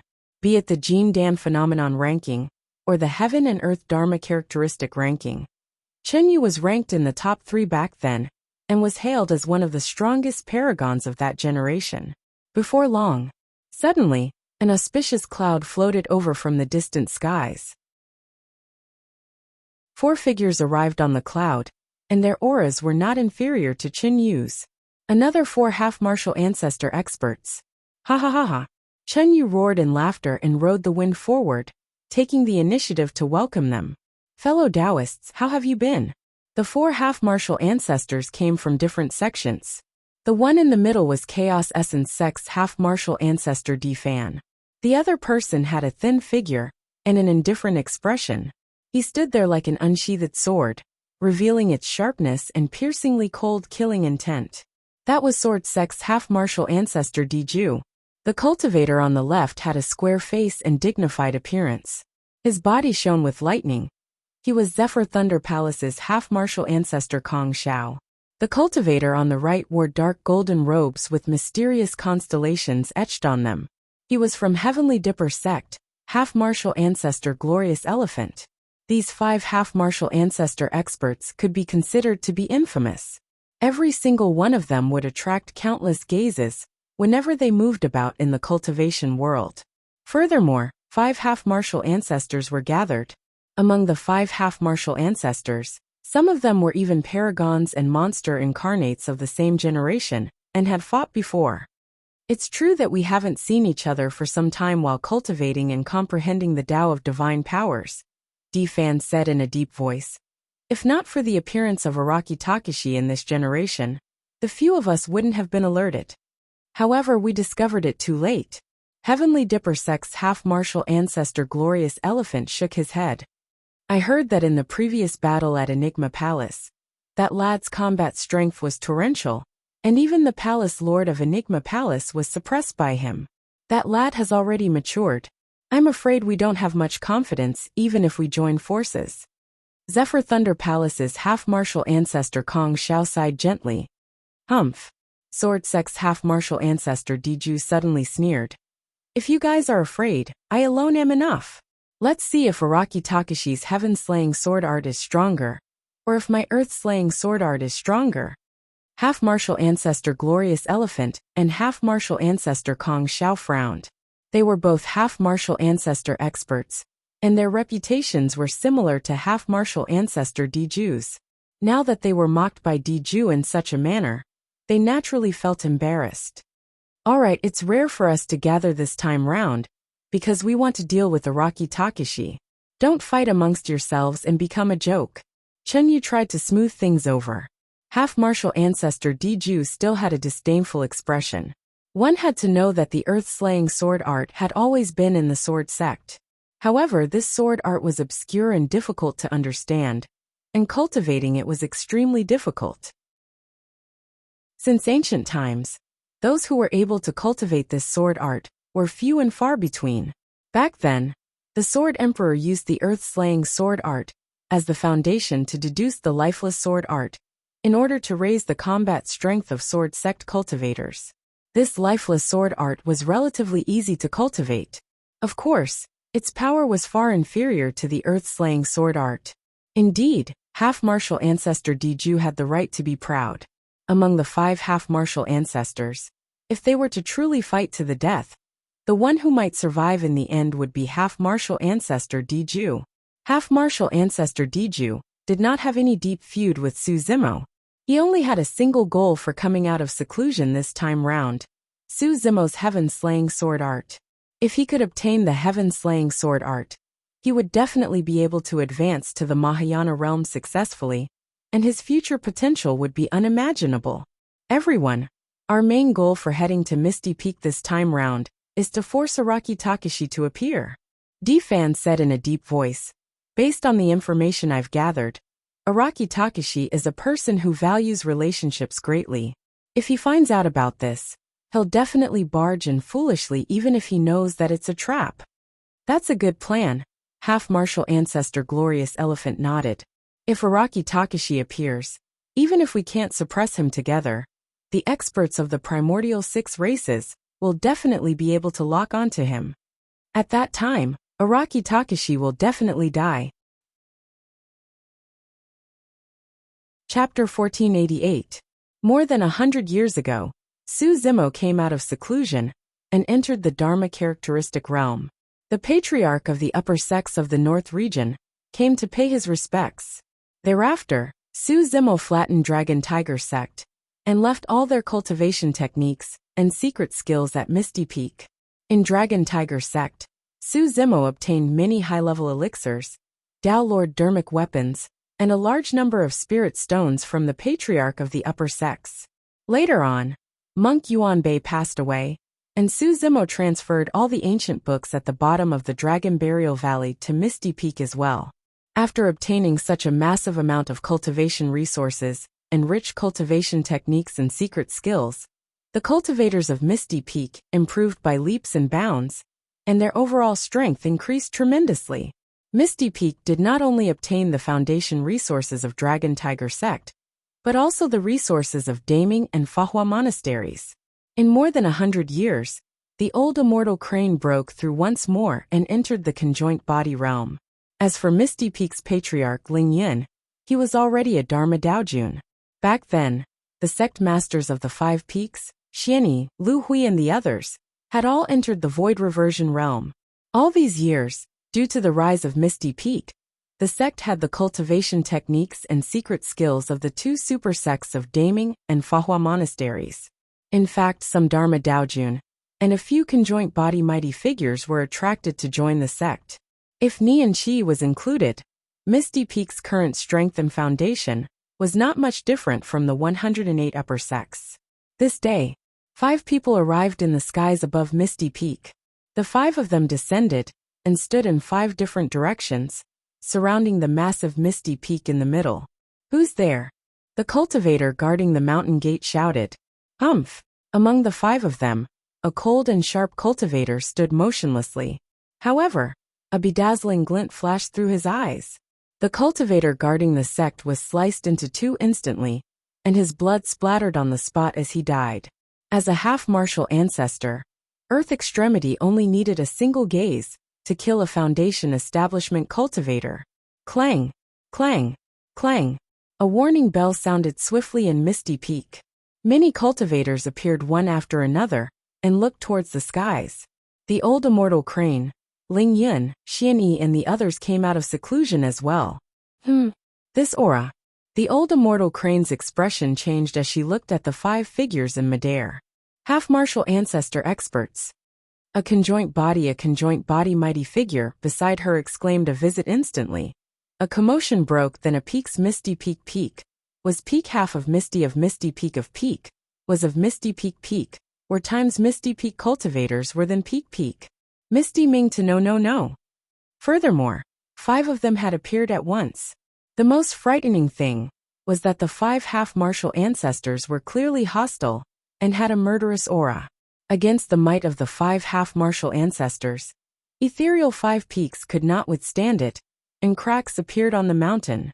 Although the old immortal crane did not recognize the 5 half-martial ancestors, she understood when she saw the insignia of their sections.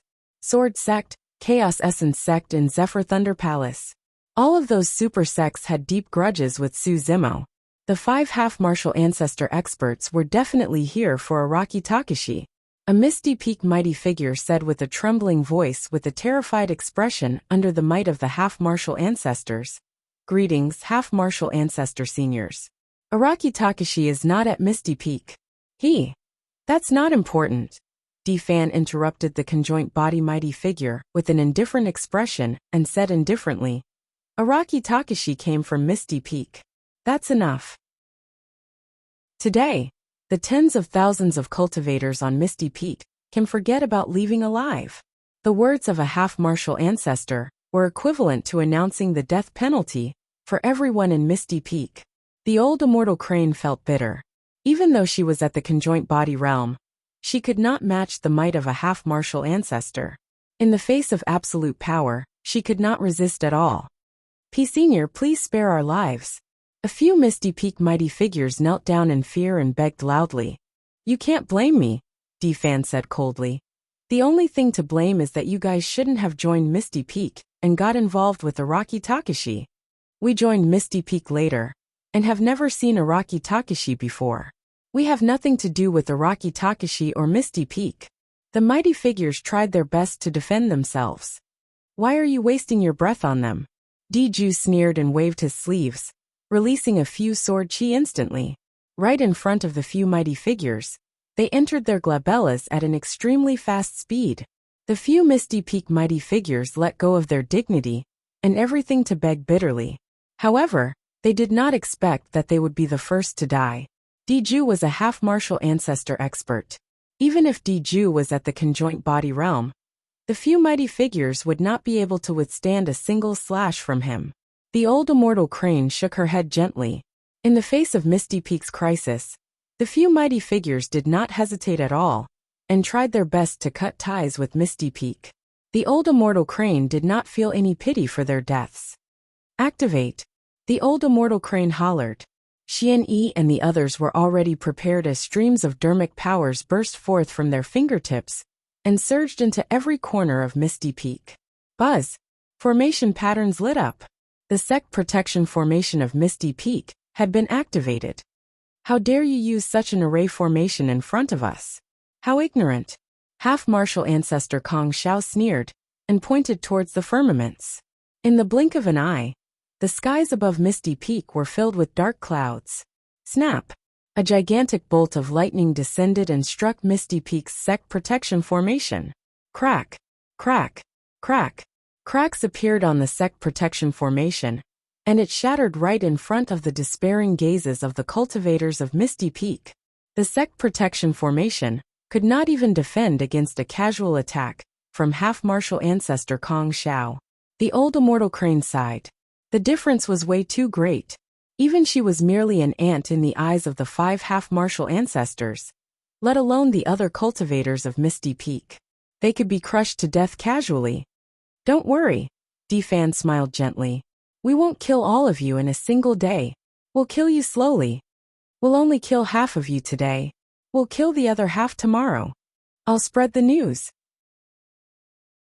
As long as Araki Takashi is still in Tianhuang mainland, he'll definitely know about it.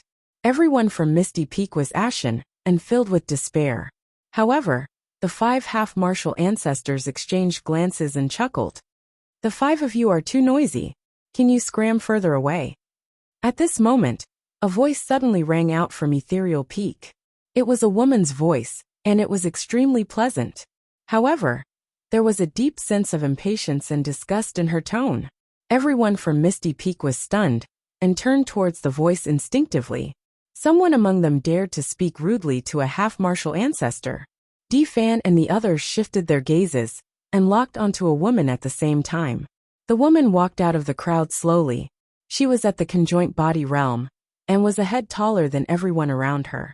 Her skin was fairer than snow, and she was extremely beautiful. There was even a hint of exotic charm in her eyes. Fan and the others frowned slightly. Although the woman looked no different from a human, they had lived for more than 10,000 years and could sense that something was amiss. The old immortal crane was stunned as well. That was because she had never seen this woman before. She also didn't know when this woman had appeared here. Chapter 1489. Given Yu Luocha's capabilities, it was way too easy for her to hide from the old immortal crane and everyone else from Misty Peak. Wu Dao's true body asked her to protect him in secret, and that was the reason why she did not expose herself. To think that the accursed person would be right. Someone was truly here to cause trouble for Misty Peak. Yu Luocha had suffered a huge loss in the hands of Wu Dao's true body, and was even taken advantage of. She had long been suppressing her anger. As the young master of the Rakshasa race, she had been cooped up in Misty Peak for the past few days, without being able to show herself or speak to anyone. As such, she could not vent her anger. Furthermore, the more she thought about it, the more aggrieved she felt. Today, Fan and the others had come knocking on her door, and she had finally found a target to vent her anger on. "You're not human." Half-martial ancestor Glorious Elephant narrowed his eyes and suddenly said, "So what if I'm not?" Yu Luocha sneered. "I'm in a fit of anger right now. The 5 of you are blind enough to come knocking on my door. I can only kill you guys." Half-martial ancestor Kong Zhao's gaze swept across Yu Luocha in an unbridled manner. With a beaming smile he said, "Fairy, there is no need to be angry. If you submit to me in the future, I can make the decision to protect you today." The word submit triggered Yu Luocha instantly. Right now, the thing she could not stand and hear the most was submission. Suddenly, Yu Luocha shrieked as though she had gone mad as she cursed. "You shameless old dog. You're truly courting death." Swash. Suddenly, Yu Luocha's figure vanished from the spot. The old immortal crane stood not far away. In the blink of an eye, Yu Luocha had already vanished.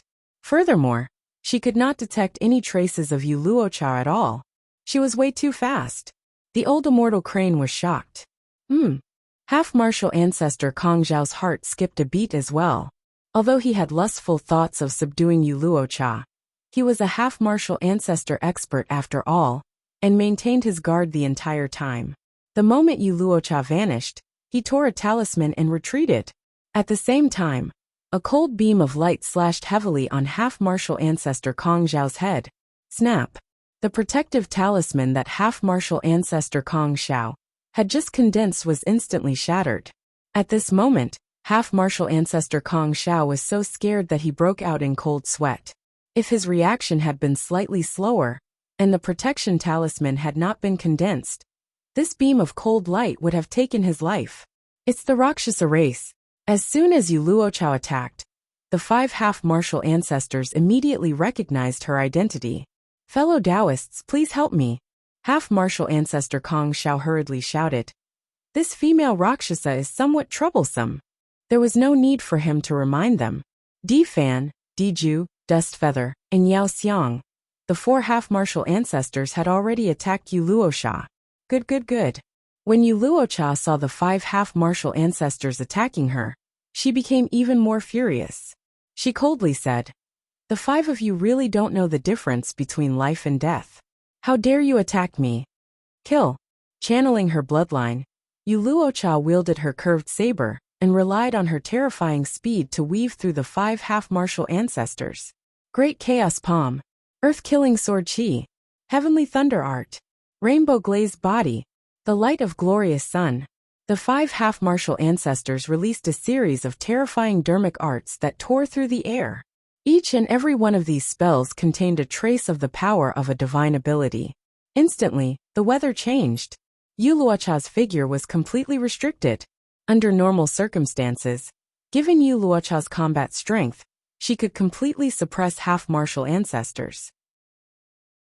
However, the 5 of them before her were the strongest paragons among the human race's half-martial ancestors. Even Yu Luocha felt immense pressure when the 5 of them joined forces. However, that pressure caused the anger in her heart to burn even more intensely. As the young master of the Rakshasa race, she carried the reputation and dignity of the entire Rakshasa race. She had already lost once, and did not want to lose a second time. Boom! Yu Luocha channeled her bloodline wildly, and the deafening sound of a tsunami echoed from her body. However, that was not the end. Yu Luocha's aura was still rising rapidly. Under countless gazes, the figures of 5 Rakshas's daughters appeared behind Yu Luocha, and emitted a powerful might. Bloodline phenomenon. The 5 half-martial ancestors frowned slightly. Anyone who could cultivate a bloodline phenomenon was a monster among monster incarnates. Kill them. Yu Luocha pointed forward, and the 5 Rakshas's daughters attacked one after another, waving their sabers and charging towards the 5 half-martial ancestors. As for Yu Luocha herself, she had already targeted half-martial ancestor Kong Xiao and attacked wildly. The power of the bloodline phenomenon increased the pressure on the 5 half-martial ancestors. Di Fan's expression flickered as he suddenly shouted, "As a member of the Rakshasa race, you clearly have a deep feud with Araki Takashi. Yet, you're here to protect Misty Peak that's related to Araki Takashi. If the clan leader and young master of the Rakshasa race find out about this, you won't be able to escape punishment." Humph! Yu Luocha sneered. "I'm the young master of the Rakshasa race. I'm Yu Luocha." The expressions of the 5 half-martial ancestors changed. If it was just an ordinary Rakshasa, the 5 of them would have nothing to worry about. However, the person before them was the young master of the Rakshasa race. That identity was way too sensitive. The 5 half-martial ancestors did not utter a single word. However, fear flashed across their eyes. Desolate Marshall had killed the young master of the Bloodvine race, and was ordered to be killed. Until now, no one knew where he was hiding and did not dare to come out. If they killed Yu Luocha, they would most likely be in trouble as well. With that thought in mind, the 5 half-martial ancestors started to attack cautiously. Both sides were in a stalemate to begin with. At this moment, one side was fearful of the slightest thing, their hands tied, and their hearts filled with fear, whereas the other side seemed to have gone mad and erupted with the most terrifying attacks. In the blink of an eye, the situation facing half-martial ancestor Kong Xiao took a turn for the worse. Di Fan, Earth Extinction, Dust Feather and Yao Xiang exchanged glances, and made a tacit decision at the same time: retreat. With Yu Luocha here today, there would be no outcome even if they continued to fight. If they were careless, they might even be killed by Yu Luocha here. None of them were a match for Yu Luocha in a one-on-one fight. Swash, swash, swash. Di Fan and the others unleashed another Dharma spell. After bluffing, they released their escape techniques and fled in 4 different directions. Half-martial ancestor Kong Xiao had long realized the intentions of Di Fan and the others, and did not dare to linger. Streaks of lightning surged from his body. A strong wind howled as half-martial ancestor Kong Xiao released the Zephyr Thunder escape, and fled into the distance without looking back. "Old dog, you're still trying to escape?" Yu Luocha could not split herself, and could not care about the others. However, she was only targeting half-martial ancestor Kong Xiao. No matter how fast the Zephyr Thunder escape was, it could not be faster than the Rakshasa race. In more than 10 breaths, Yu Luocha had already caught up and slashed with her curved sabers. Apocalyptic Rakshasa slash. 2 saber lights descended with a terrifying aura. Sensing danger, half-martial ancestor Kong Xiao knew that he could not escape, and could only stop in his tracks. He threw out a gigantic shield in front of him. Clang! Clang! The sound of metal clashing echoed. Half-martial ancestor Kong Xiao shuddered. The 2 saber lights penetrated the half-martial ancestor dermic weapon, and entered his body, releasing a destructive power that could destroy all life.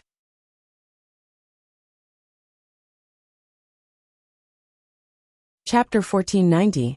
Boom. Instantly, half-martial ancestor Kong Xiao's body exploded, and his flesh splattered. The blood of a half-martial ancestor dyed half the skies red. Shh. As the blood mist surged, an essence spirit fled into the distance with a panicked expression. Humph. Yu Luocha moved and scooped up half-martial ancestor Kong Xiao's essence spirit in her palm. She said coldly, "Old dog, didn't you want me to submit to you? You're not worthy." Yu Luocha did not give half-martial ancestor Kong Xiao a chance to beg for mercy, as she stuffed his essence spirit into her mouth and swallowed it whole. Right in front of everyone from Misty Peak, a half-martial ancestor was killed by Yu Luocha on the spot. The eyes of the Misty Peak cultivators almost popped out of their sockets. To think that such a beautiful woman would be so powerful and savage as to devour the essence spirit of a half-martial ancestor. The remaining 4 half-martial ancestors were also chased away by this powerful woman. Yu Luocha's spirit consciousness spread tens of thousands of kilometers away. However, Di Fan and the other 3 half-martial ancestors had already escaped the range of her spirit consciousness and vanished. Yu Luocha frowned slightly. If she were to chase after them now, it would be difficult for her to catch up to them. Furthermore, if she were to leave Misty Peak, and any powerful enemies came, Misty Peak would be in trouble. After pondering for a moment, Yu Luocha decided to guard Misty Peak, and did not leave. Although the battle had been short, the killing of a half-martial ancestor had finally allowed Yu Luocha to vent the anger in her heart.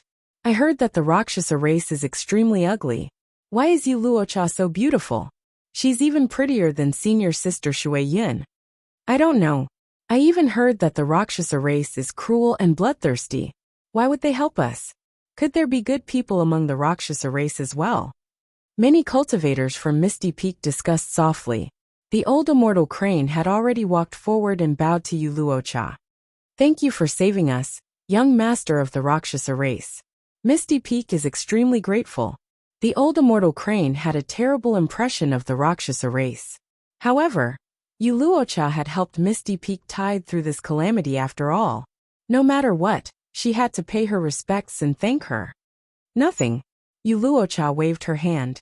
If this was any other time, she would not even bother to talk to an ant like the old immortal crane. However, she had just killed a half-martial ancestor, and was in a much better mood after venting the anger in her chest. "With all due respect, why are you at Misty Peak, and why are you helping us?"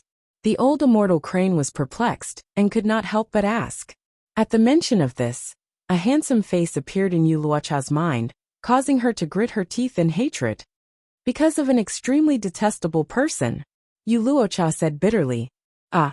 The old immortal crane was slightly stunned.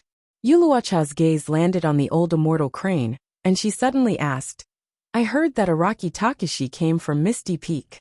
Does that mean that you know a lot about Araki Takashi's past?" The old immortal crane could not understand why Yu Luocha's train of thought would jump to Araki Takashi. She merely nodded by instinct. "I know a little. Alright, come over and tell me in detail." After saying that, Yu Luocha turned and walked towards a cave abode. Although the old immortal crane was puzzled, she followed. Under normal circumstances, the Rakshasa race was already at odds with Araki Takashi. Yu Luocha should hate Araki Takashi to the core. However, for some reason, the old immortal crane could not sense it. On the contrary, Yu Luocha seemed to be curious about Araki Takashi. In midair 50,000 kilometers away from Misty Peak, Di Fan, Diju, Chunyu, and Yao Xiang gathered together again. Their expressions were ugly, and there was a trace of embarrassment between their brows. Half-martial ancestor Glorious Elephant said, "Seems like Kong Xiao is dead." "Bloody hell." Half-martial ancestor Dust Feather could not help but curse. "Why is there a lunatic on Misty Peak? What I don't understand is why Yu Luocha, as the young master of the Rakshasa race, would interfere in this matter, and even protect everyone from Misty Peak." Di Fan frowned. Could it be that the Rakshasa race has a deeper plan? Our appearance has disrupted their plan, and that's why Yu Luocha is attacking us. Humph. Half-martial ancestor Earth Extinction harumphed coldly. "If she wasn't the young master of the Rakshasa race, I would have killed her long ago. How unlucky." Half-martial ancestor Dustfeather spat as well. As a half-martial ancestor of Glass Palace, his physique and bloodline were strong, and he specialized in melee combat. Yuluocha's movement technique was extremely fast, and he could not gain any advantage against her. Instead, she left a few wounds on his body. The four of them were enraged. The trip to Misty Peak this time round was completely different from what they had expected. Not only did they fail to destroy Misty Peak, but Yuluosha had also appeared and killed half-martial ancestor Kong Xiao. The four of them had also returned in defeat, dejected. Let's return. We have no chance with that lunatic around Misty Peak. A moment later, half-martial ancestor Glorious Elephant said. That's the only way. Half-martial ancestor Dustfeather nodded as well. Earth Extinction's expression was cold, and he did not say anything. It was clear that he was indignant. Suddenly, half-martial ancestor Defan asked, "Are you guys willing to return empty-handed after traveling such a long distance? What can we do even if we're indignant?" Half-martial ancestor Glorious Elephant shook his head. Misty Peak is guarded by the young master of the Rakshasa race. Araki Takashi has already disappeared for 20 years. There's nothing we can do even if we stay in the north region. There's another place. Defan smirked and a cold glint flashed through his eyes as he said slowly, Pingyang Town. Pingyang Town. The other three half-martial ancestors frowned. Defan explained, "Over the years, I've gathered quite a bit of information about Araki Takashi. Pingyang Town is his hometown. Is there anything strange about Pingyang Town?" Half-martial ancestor Dustfeather asked. Defan shook his head. "There's nothing like that. However, the lifespans of the mortals there are slightly longer." Half-martial ancestor Glorious Elephant frowned. Araki Takashi has already severed his ties to the mortal world up till this point of his cultivation. They're merely mortals, and have nothing to do with Araki Takashi. Not only that, Defan said in a deep voice, there's definitely something fishy about the fact that Pingyang Town is safe and sound in this chaotic world. Furthermore, Araki Takashi is a person who values friendship. I heard that the corpses of Araki Takashi's family and childhood sweetheart are all buried in Pingyang Town. Chen Yu and Yao Xiang shrugged lightly and didn't think much of it. To them, all of this was already in the past and had nothing to do with Araki Takashi. The five of us half-martial ancestors are truly cowardly if we return just like this. Suddenly, half-martial ancestor Diju said, "Let's go to Pingyang Town. Kill everyone there and leave no one alive. Also find Araki Takashi's ancestral grave for me.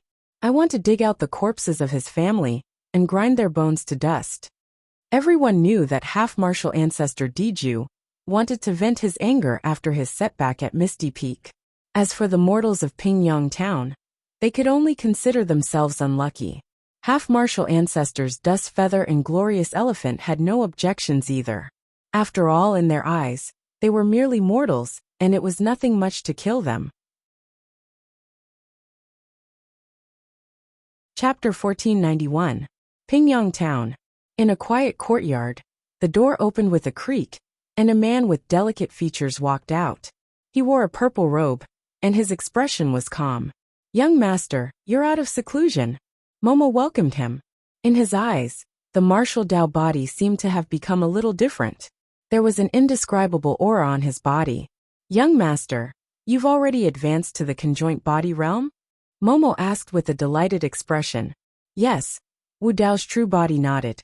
Advancing to the conjoint body realm was much more difficult and dangerous than he had imagined. Throughout history, no one had managed to condense a heaven and earth dharma characteristic that was 100 feet tall. Wu Dao's true body could only rely on himself to explore his path. After fusing with the supreme dharma characteristic, Wu Dao's true body nearly collapsed and turned into nothingness several times. Thankfully, he managed to pull through and advance to the conjoint body realm to become a mighty figure. Right then, Wu Dao's true body seemed to have sensed something, and his expression changed as he turned to look into the distance. "Young master, what's wrong?" Momo asked curiously when she saw the strange expression on Wu Dao's true body's face. "Someone's here." Wu Dao's true body shook his head gently with a hint of mockery in his eyes. To think that a Pingyang town filled with mortals could attract a half-martial ancestor. A half-martial ancestor expert is here? Momo's heart skipped a beat. Wu Dao's true body had already said it, but he still could not sense any traces of a half-martial ancestor expert. Although they were both at the conjoint body realm, Wu Dao's true body's perception far surpassed Momo's. Young master, I'll go beat them up. Momo raised her fists. There's no need. Wu Dao's true body smiled indifferently. It just so happens that I have some grudges to settle today. Right then Momo exclaimed softly. I sense them. What a powerful aura. These 4 people are not easy to deal with. Momo could sense that the 4 half-martial ancestors were extremely fast, and had already arrived in the skies above Pingyang town, within a few dozen breaths. Ordinary citizens of Pingyang town, listen up. Half-martial ancestor Diju had a cold expression as he looked down and said indifferently, all of you are very unlucky. Today all of you will die. Your luck is also very bad. At this moment, a calm voice sounded from one of the houses. Was there anyone in Pingyang town who dared to challenge a half-martial ancestor? Di Fan and the other 3 turned to look in the direction of the voice. Di Fan and the other 3 were stunned when they saw the people in the house. Disbelief flashed across their eyes. This person, Araki Takashi. Di Fan was the first to react and shout it. The other 3 had only seen Suzumo's portrait before. As for Di Fan, he had tried to kill Suzumo twice, and could only recognize Suzumo immediately after seeing him in person. You're actually hiding here. Chen-Yu's eyes shone brightly. Initially, the 4 of them merely wanted to stroll around Pingyang town, and kill the mortals of Pingyang town to vent their anger. To think that they would bump into Suzumo in Pingyang town. Swash! Half-martial ancestor Diju's figure flashed, and arrived above the courtyard of Wu Dao's true body right away. His gaze was sharper than sword beams. Everyone, the main character is here. Let's not let him escape. Half-martial ancestor Diju said slowly. Something seems amiss. Di Fan frowned and scanned Wu Dao's true body. This person was identical to Araki Takashi. However, for some reason, Di Fan sensed an unusual aura from Wu Dao's true body. That aura made his heart skip a beat. However, he, half-martial ancestor Glorious Elephant and half-martial ancestor Chen-Yu still descended above the courtyard, and formed an encirclement against Wu Dao's true body, with half-martial ancestor Diju. Araki Takashi. Half-martial ancestor Chen-Yu grinned. I heard that you wreaked havoc in Enigma Palace with torrential combat strength, and even suppressed the Palace Lord of Enigma Palace. Today, let's see what capabilities you have. Half-martial ancestor Glorious Elephant said. Araki Takashi, your cultivation hasn't improved at all in the past 20 years. To think that you're still at the early stage conjoint body realm. Half-martial ancestor Glorious Elephant relaxed slightly. Thankfully, Araki Takashi's cultivation did not improve much. Araki Takashi, hand over the heaven-slaying sword art, and I can leave you with an intact corpse. Half-martial ancestor Diju said coldly. Oh.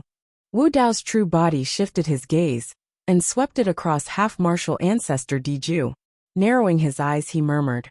What a powerful sword chi and rich killing intent.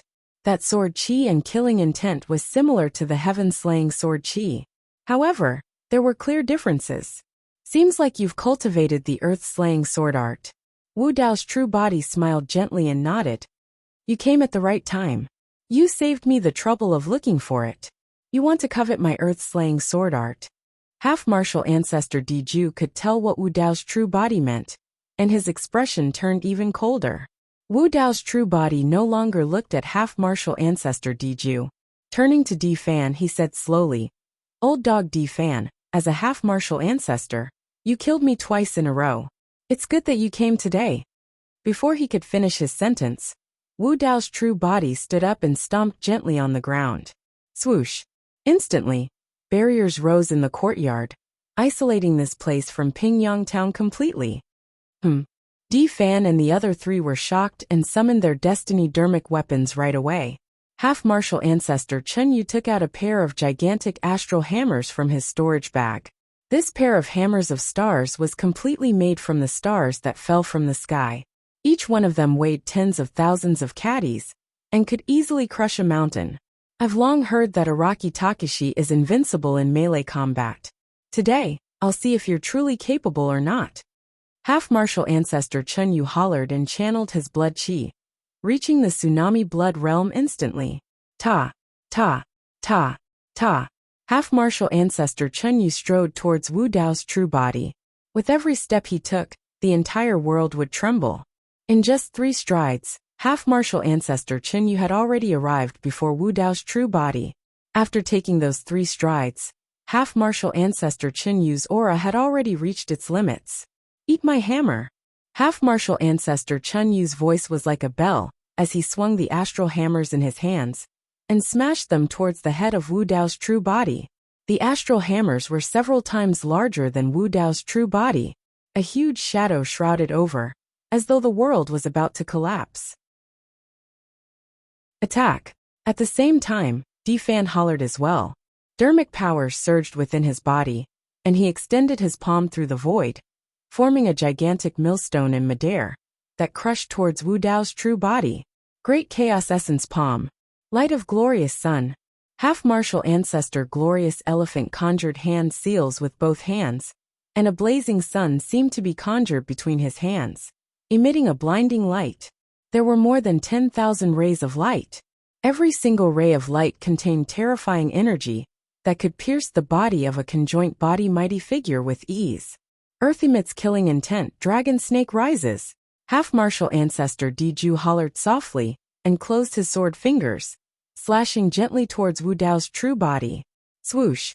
Endless sword chi condensed instantly, forming a gigantic sword that was incomparably ferocious, as though it wanted to pierce a hole in the firmaments. It descended with a terrifying might. That sword strike was like the descent of a divine dragon that looked down on the world, as though it wanted to slice everything in front of it into nothingness. Chapter 1492. The attack of the 4 half-martial ancestors was terrifying. However, the expression of Wu Dao's true body did not change at all. It was frighteningly calm. If he was at the Dharma characteristic realm, the combined forces of the 4 half-martial ancestors would indeed cause some trouble for him. However, now that he was at the conjoint body realm, the attacks of Defan and the other 3 were nothing in his eyes. Rumble. Boom. Wu Dao's true body channeled his bloodline as well, and reached the tsunami blood level right away.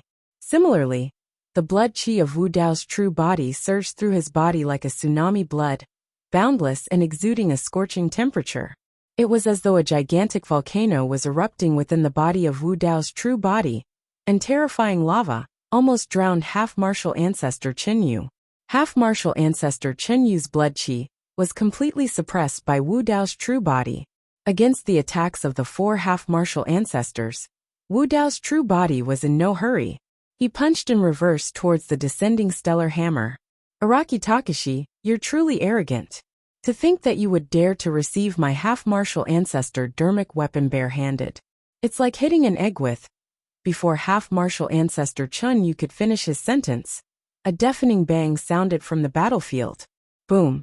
The fist of Wu Dao's true body collided heavily against Chunyu's half-martial ancestor dermic weapon, stellar hammer. This scene looked somewhat laughable.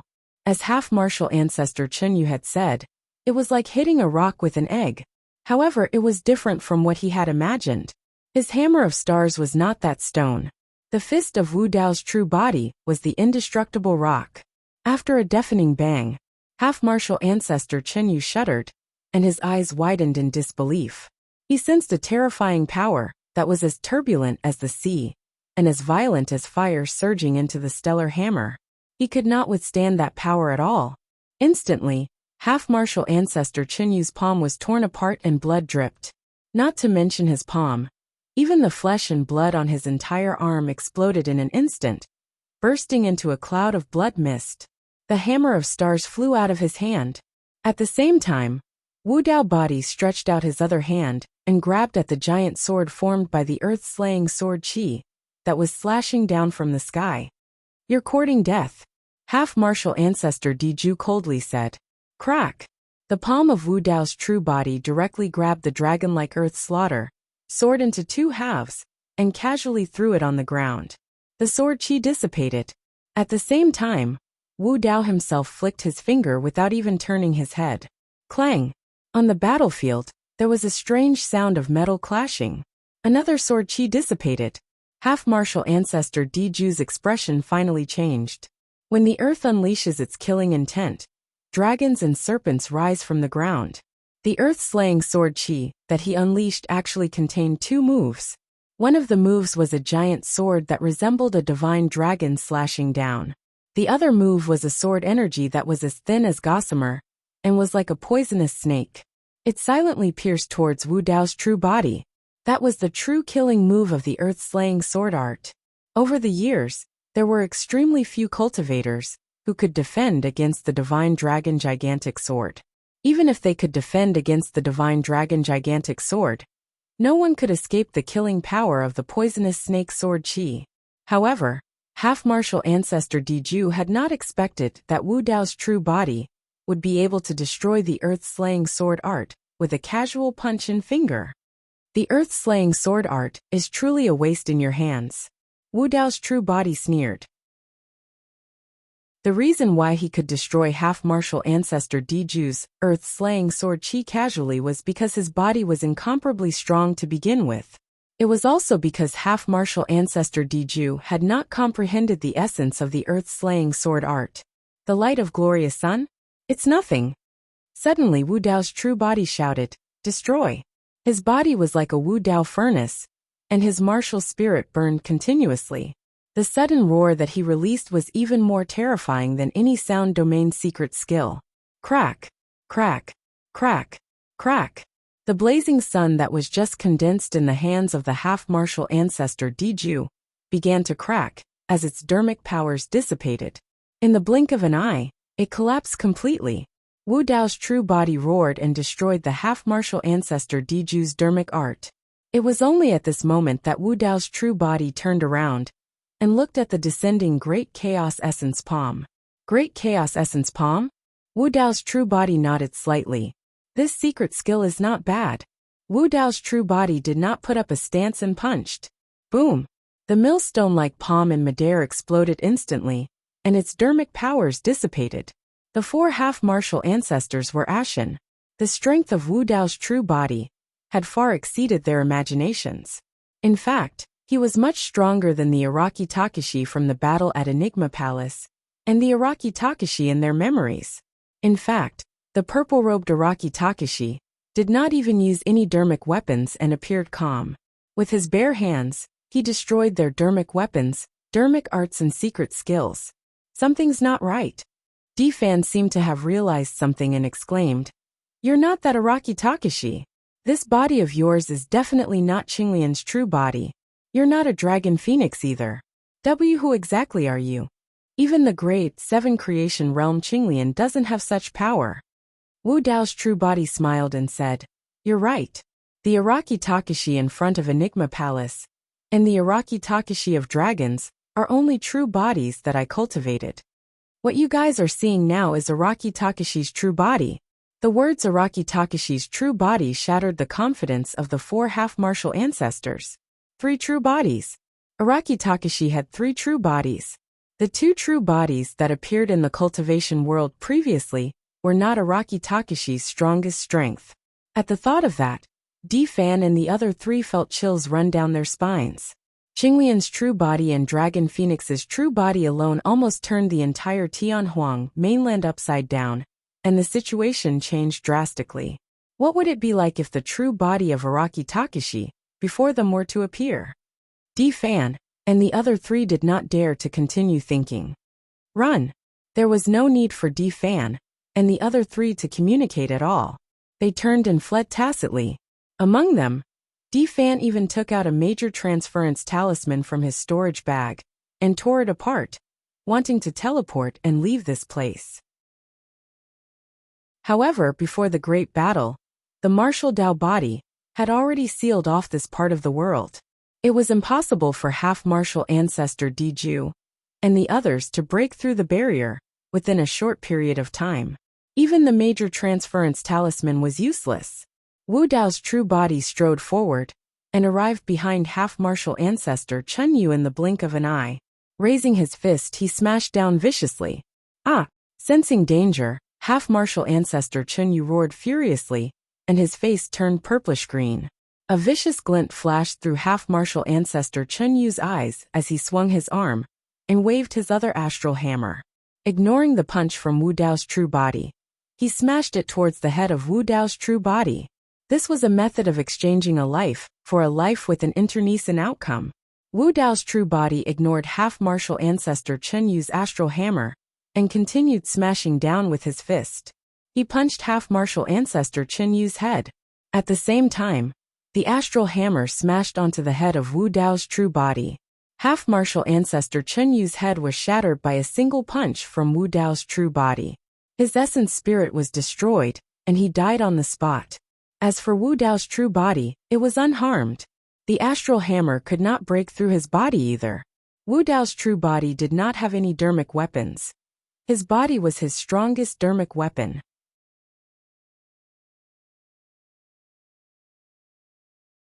In fact, the two of them could not even muster the desire to resist. The collapse of half-martial ancestor Glorious Elephant's bloodline phenomenon caused his body to suffer a tremendous impact, as well, and cracks appeared on his organs. Araki Takashi Yu.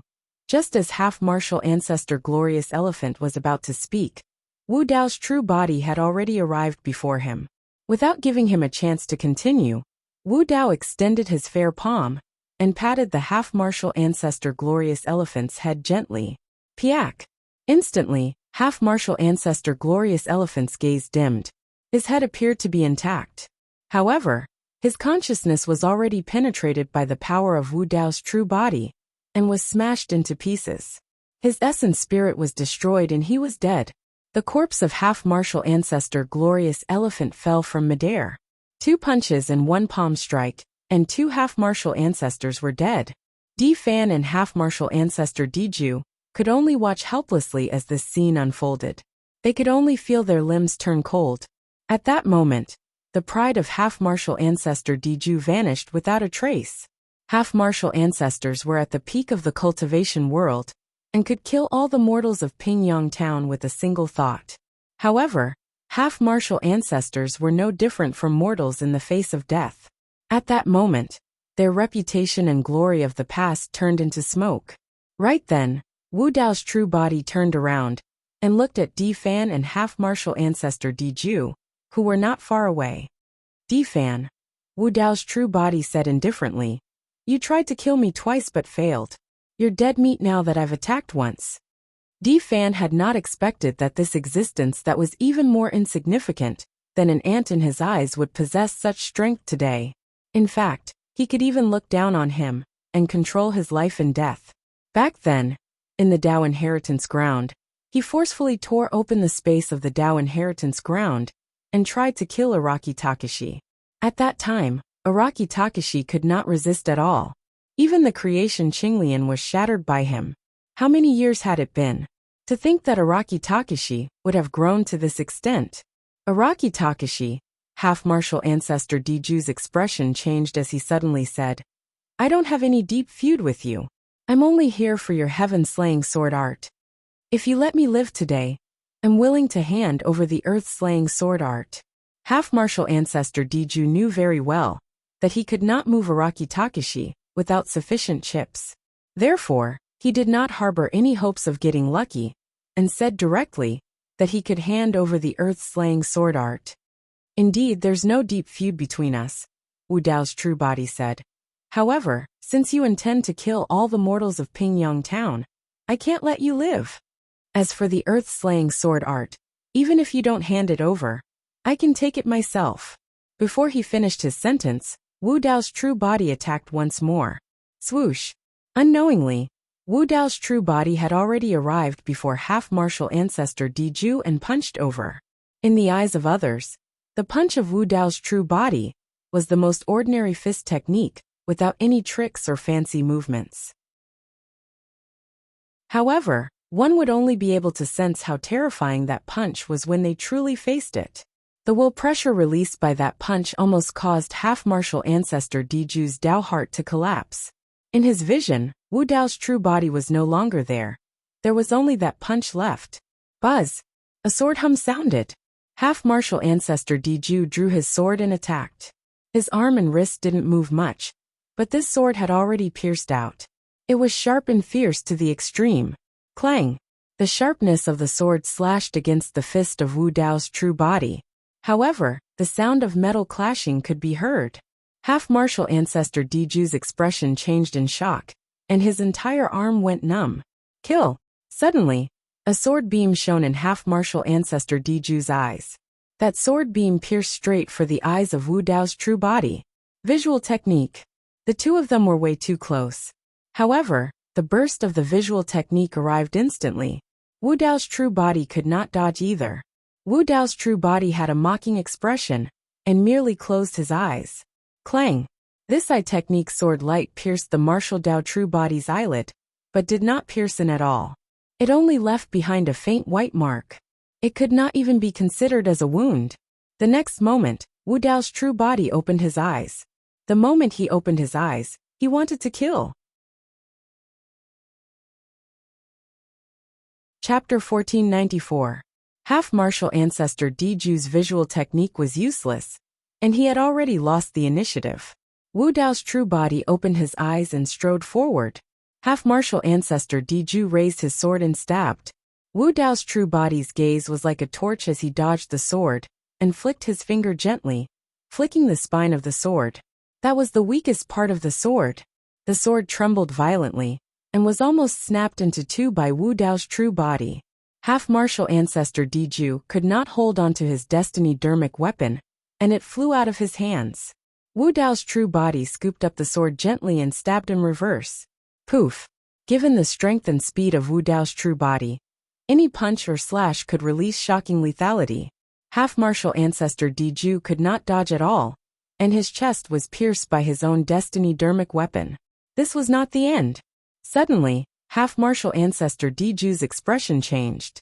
His destiny dermic weapon in his chest seemed like it was about to explode. There was no time to think. With a whoosh, half-martial ancestor Diju's essence spirit broke free from his head. Poof! At that moment, his natal dermic artifact exploded into sharp shards that sliced his body into pieces. Before he could react, a huge shadow enveloped him. Wu Dao's true body reached out and captured half-martial ancestor Diju's essence spirit in his palm. Kill! Di Fan realized that Wu Dao's true body would not let him off at all. He went all out and channeled his essence spirit to its limits, releasing 5 dermic arts and a secret skill in succession. At the same time, he swiped his storage bag and threw out more than 10 dermic weapons in a single breath. Those dermic arts, secret skills and dermic weapons blanketed the skies and suppressed Wu Dao's true body. You're just struggling on your deathbed, Wu Dao's true body said with an indifferent expression. You can't even defend against a single punch of mine. Boom! Wu Dao's true body attacked. The punch was as vast as the ocean, instantly drowning the Dharma spells and secret arts in midair, and devouring them without a trace. Dozens of magic tools were also sent flying in all directions by Wu Dao's fist.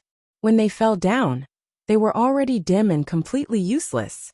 Di Fan, you're finished. Wu Dao's true body looked down at Di Fan. The difference in strength between the two sides was too great.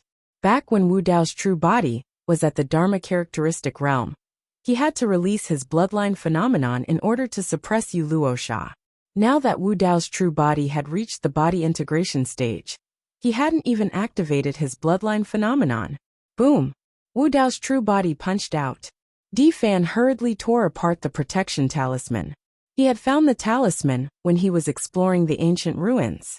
It was able to resist the attacks of 10 half-martial progenitors, let alone a single half-martial progenitor. However, this protective talisman could not withstand a single punch from Wu Dao's true body. Ka.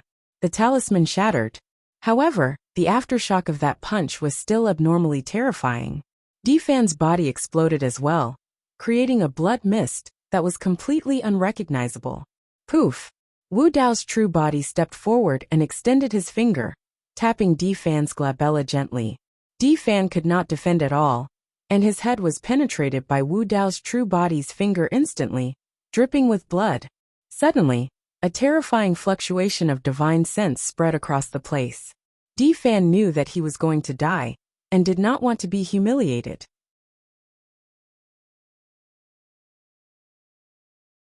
In the 10th year, Nian Qi broke through and entered the mid-stage conjoint body realm. In the 16th year, extreme fire broke through and entered the late-stage conjoint body realm. After entering the conjoint body realm, cultivation became extremely difficult. It was normal for one to make no progress in their cultivation for hundreds or thousands of years. If they were in Tianhuang mainland, even if they had a massive opportunity, it would be difficult for extreme fire and Nian Qi to advance a minor cultivation realm in a short 20 years. However, in Kunlun ruins, extreme fire and Nian Qi grew rapidly in such an unfamiliar and repressed environment. 20 years passed in the blink of an eye. Su Zimo was still cultivating and refining the carefree wood. This large piece of worryless wood was already more or less refined by him. As for his cultivation realm, he had already reached the peak of the mid-stage conjoint body realm, and was only a step away from breaking through. Extreme fire and Nian Qi had already stopped cultivating. The two of them were not like Su Zimo, who had a treasure like the carefree wood that could absorb energy continuously and continue cultivating. However, the two of them continued to guard Su Zimo's side, waiting for Su Zimo to end his cultivation. This day, Nian Qi, who was initially cultivating, suddenly opened his eyes and frowned slightly.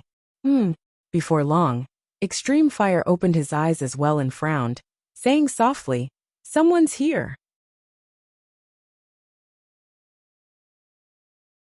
Chapter 1495. The direction of the person was not the entrance they came from, but another direction. Su Zimo and the other two had yet to explore this secret realm, so they did not know where that direction led to. "Let's go and take a look."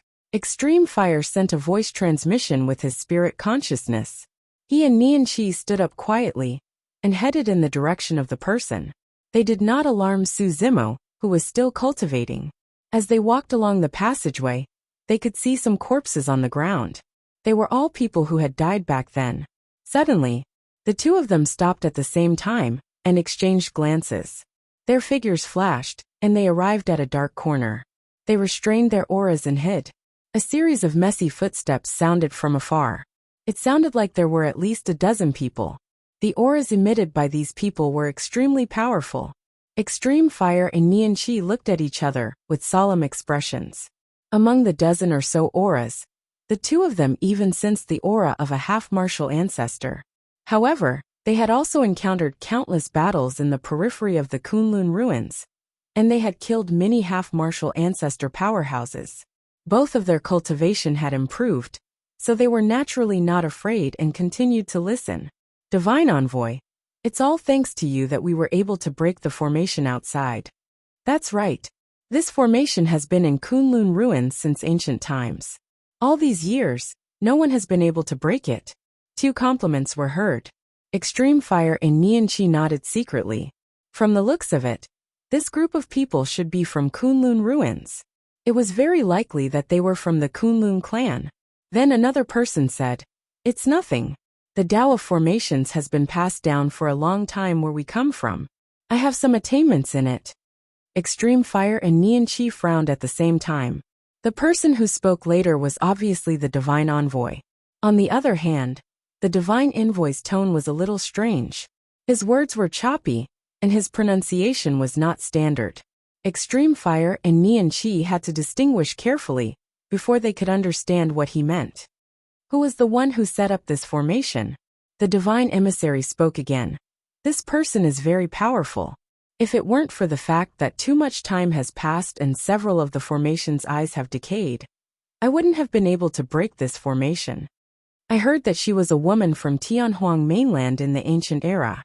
Someone beside her said, "Because of the existence of the Kunlun barrier, this woman is the only one who has entered the Kunlun ruins and left alive." Hearing this, Nian Qi was shocked. The man continued, "No one knows who this woman is. She is a mystery." These people did not know, but Nian Qi knew. This was because the storyteller had once said that Fairy Ling Long had entered the Kunlun ruins. There were very few records about the Kunlun ruins in the Enigma Palace. And these precious records were all left behind by Fairy Ling Long. The woman that these people were talking about came from the ancient era. And it just so happened that she matched up with Fairy Ling Long. In other words, the owner of this secret realm was none other than Fairy Ling Long. Only Fairy Ling Long would be able to set up so many complicated formations at the entrance, and then set up a peerless formation at the other end, preventing the Kunlun tribe from deciphering it. Even the divine emissary, who broke through the formation, admitted that if not for the fact that too much time had passed and the formations I had shattered, he would not have been able to break through the formation. Extreme Fire was not present when the storyteller told them about Fairy Ling Long. Nianqi secretly sent a voice transmission to Extreme Fire with her spirit consciousness. However, both of them were confused at the same time. Why did Fairy Ling Long set up such a secret realm? Back then, what had happened in this secret realm? Someone said, "This mystery is about to be solved. We've already entered this place. We'll definitely be able to find clues left behind by that woman." Back then, the experts of our Kunlun race chased after this woman. To think that all of them died here. The Kunlun race members stepped on the corpses and walked in. "Look over there." Suddenly someone exclaimed. "So many dermic weapons. There are also so many elixirs and cultivation techniques. There are all sorts of treasures over there. Heavens! So the legends are true." The Kunlun race members exclaimed. "What's going on?" The voice of the divine emissary sounded. Immediately, someone from the Kunlun race replied. "Legend has it that after that woman entered the Kunlun ruins, she plundered a large number of treasures. Dermic weapons, elixirs, cultivation techniques, and countless treasures. To think that all these treasures would be preserved in this secret realm." At that point, Extreme Fire and Nianqi's minds stirred. Firstly, they could not help but be shocked when they heard the news. Secondly, the two of them were even more puzzled. They could not understand why Fairy Ling Long left so many treasures in this secret realm, and did not take them away. "Someone's here." Right then, the divine emissary suddenly said. Immediately after, Extreme Fire and Nianqi sensed a bedazzling light shining towards the corner where they were hiding. Boom! The wall in front of Extreme Fire and Extreme Fire collapsed instantly. Their figures were completely exposed. In the blink of an eye, countless gazes landed on the two of them. Their gazes were filled with terrifying murderous intent. The atmosphere in the entire mystic realm suddenly became tense and hostile. Extreme Fire swept his gaze. There were a total of 16 people from the Kunlun race opposite him.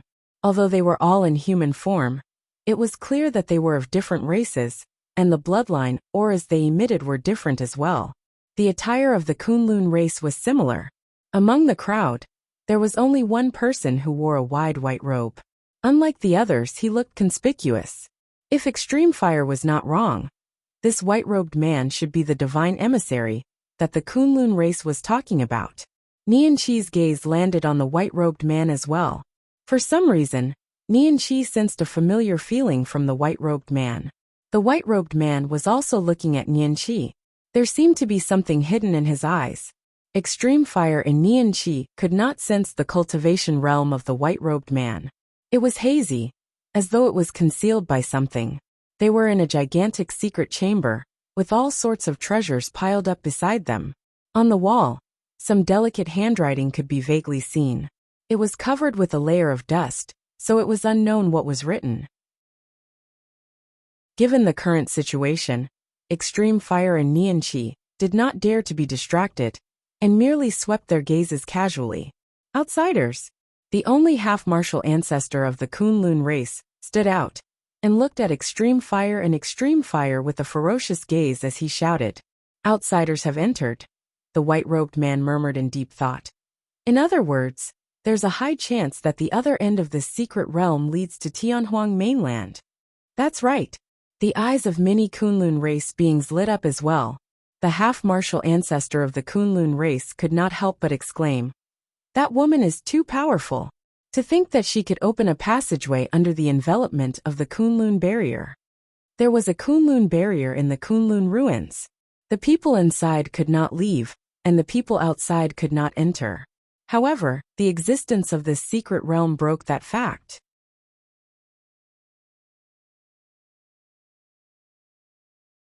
Chapter 1496.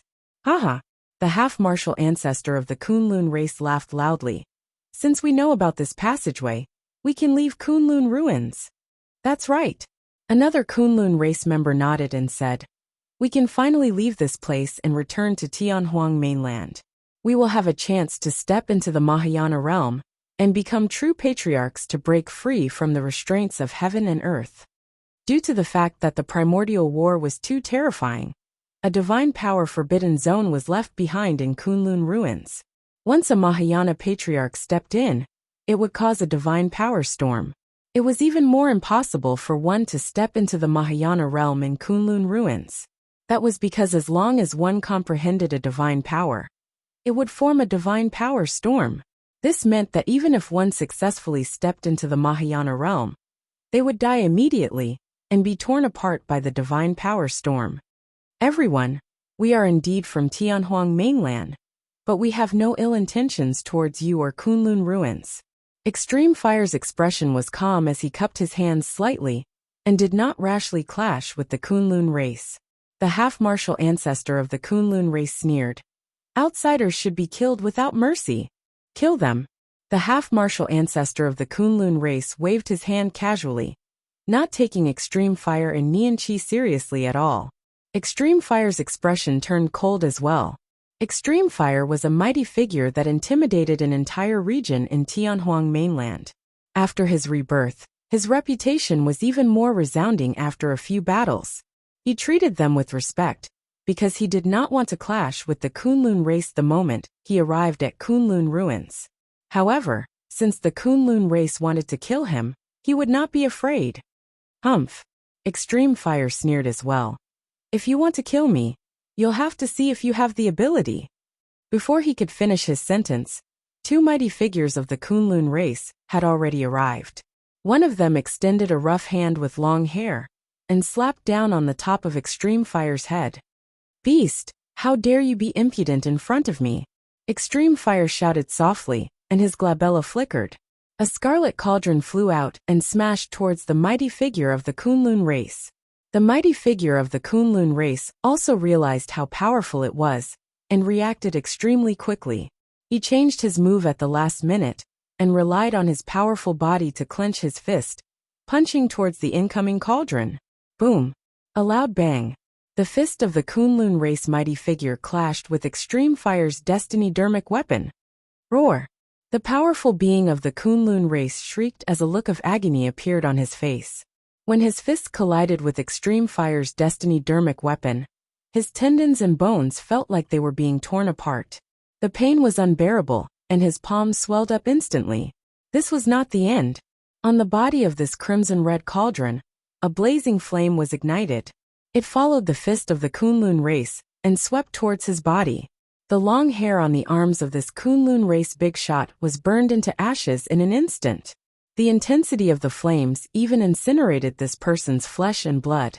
Demonic chi billowed with blood gushing out, sprinkling over the flames.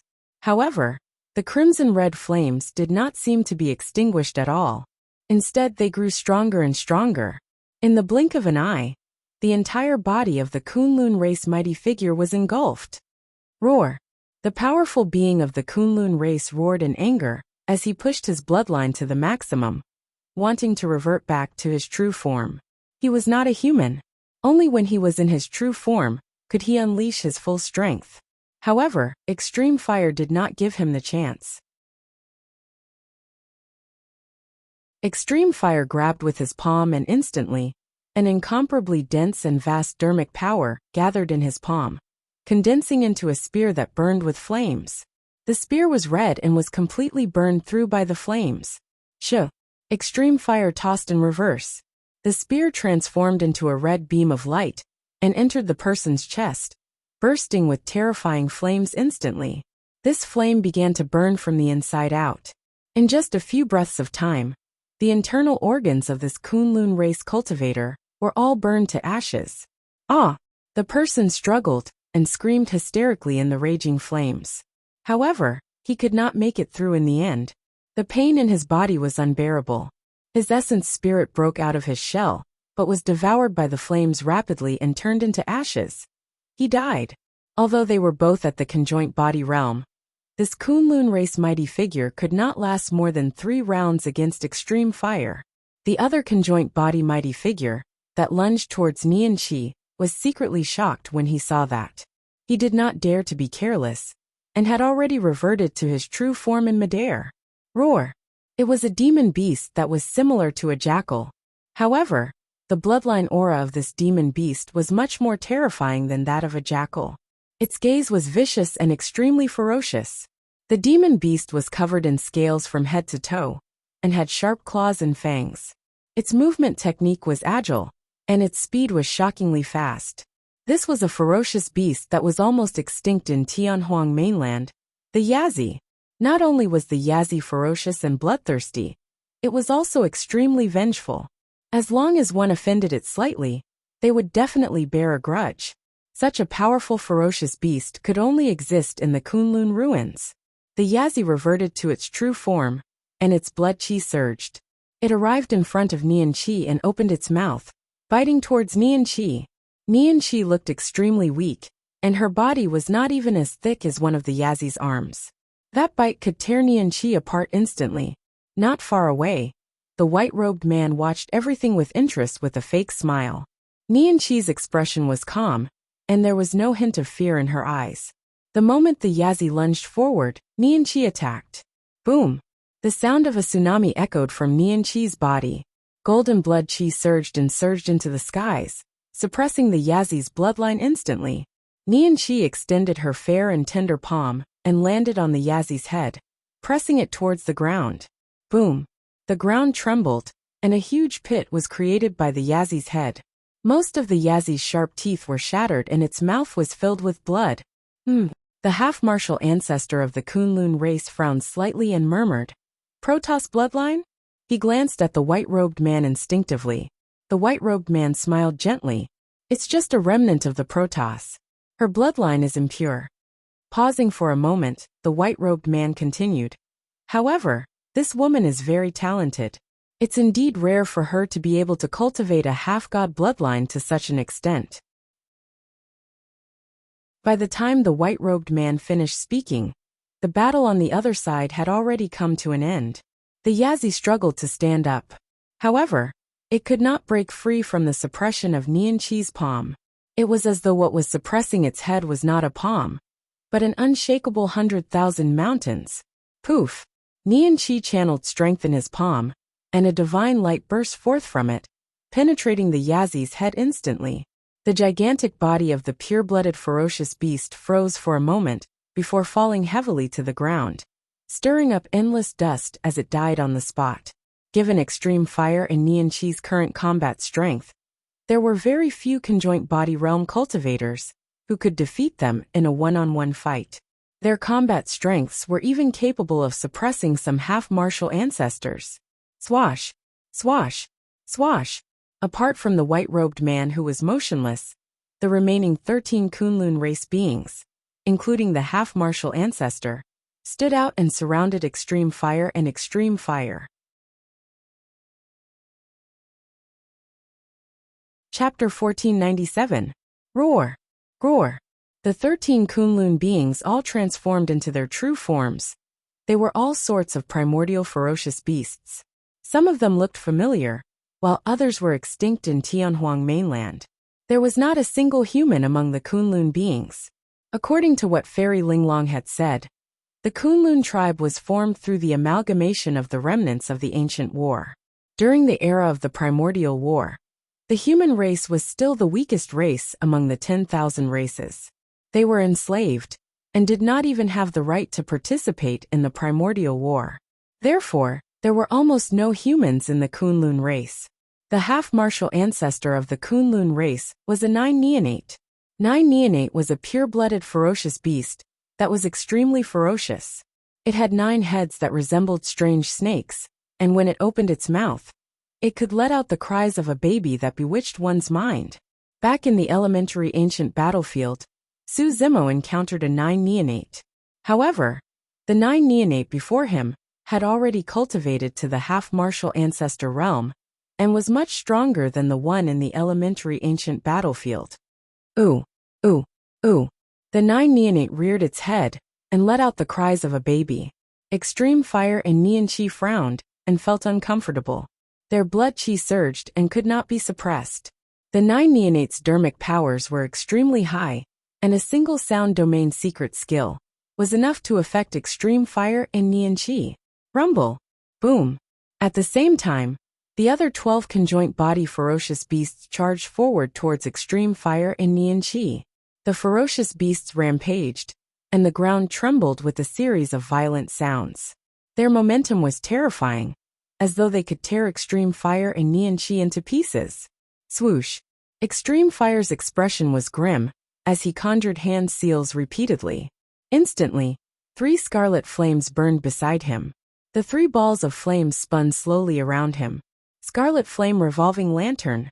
If he was only against 1 or 2 conjoint body mighty figures, the Scarlet Flame Revolving Lantern was enough to protect him. But now, with 12 conjoint body ferocious beasts lunging forward, and a half-martial ancestor 9 neonate eyeing them covetously, Extreme Fire did not dare to hold back. Condense. Extreme Fire hollered softly and his hand seals changed once more. The 3 balls of scarlet flames quickly gathered together. The flames shone brightly. The Samadhi Dao Fire descended. Extreme Fire pointed forward, and the Samadhi Dao Fire swept towards the 9 conjoint body ferocious beasts ahead. These ferocious beasts sensed danger. Some hurriedly stopped, while others relied on their agility to quickly move to the side, avoiding the range of the Samadhi Dao Fire. Only 3 huge ferocious beasts that were relatively slow could not dodge, and were enveloped by the Samadhi Dao Fire. Ao ao ao. The 3 ferocious beasts immediately let out cries of agony. Their flesh and blood melted rapidly. Their blood was burned into ashes by the Samadhi Dao Fire as soon as it came out. Rumble. At this moment, the 4 heads on Jiao Ying's body swayed and opened their mouths. Suddenly, turbid torrents gushed out and poured down towards the 3 ferocious beasts. The 4 torrents were like the Milky Way pouring down from the 9 heavens, with a terrifying aura. Whoosh! The 4 torrents clashed continuously with the power of the Samadhi Dao Fire. This was a confrontation between water and fire. Water and fire countered each other. However, whether the water could extinguish the fire, or the fire could incinerate the water, depended on which of the 2 powers was stronger. The 2 powers were in a stalemate.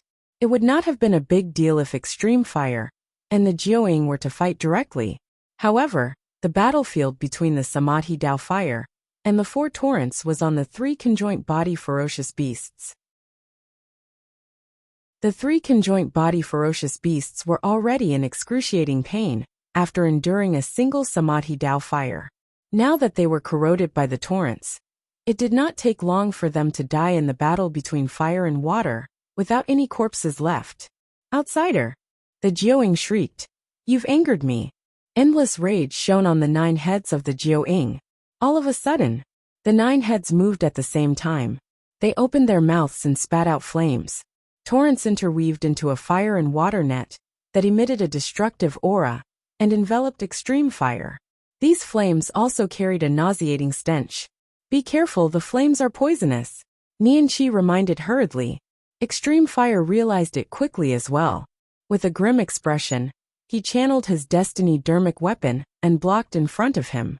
At the same time, Extreme Fire conjured hand seals repeatedly to conjure dermic arts that struck the fire and water net, wanting to tear a hole in it. However, the fire and water net was the Jiaoying's innate divine power.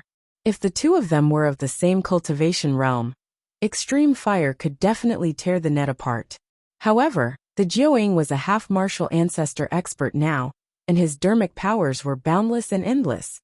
The fire and water net could not be torn apart.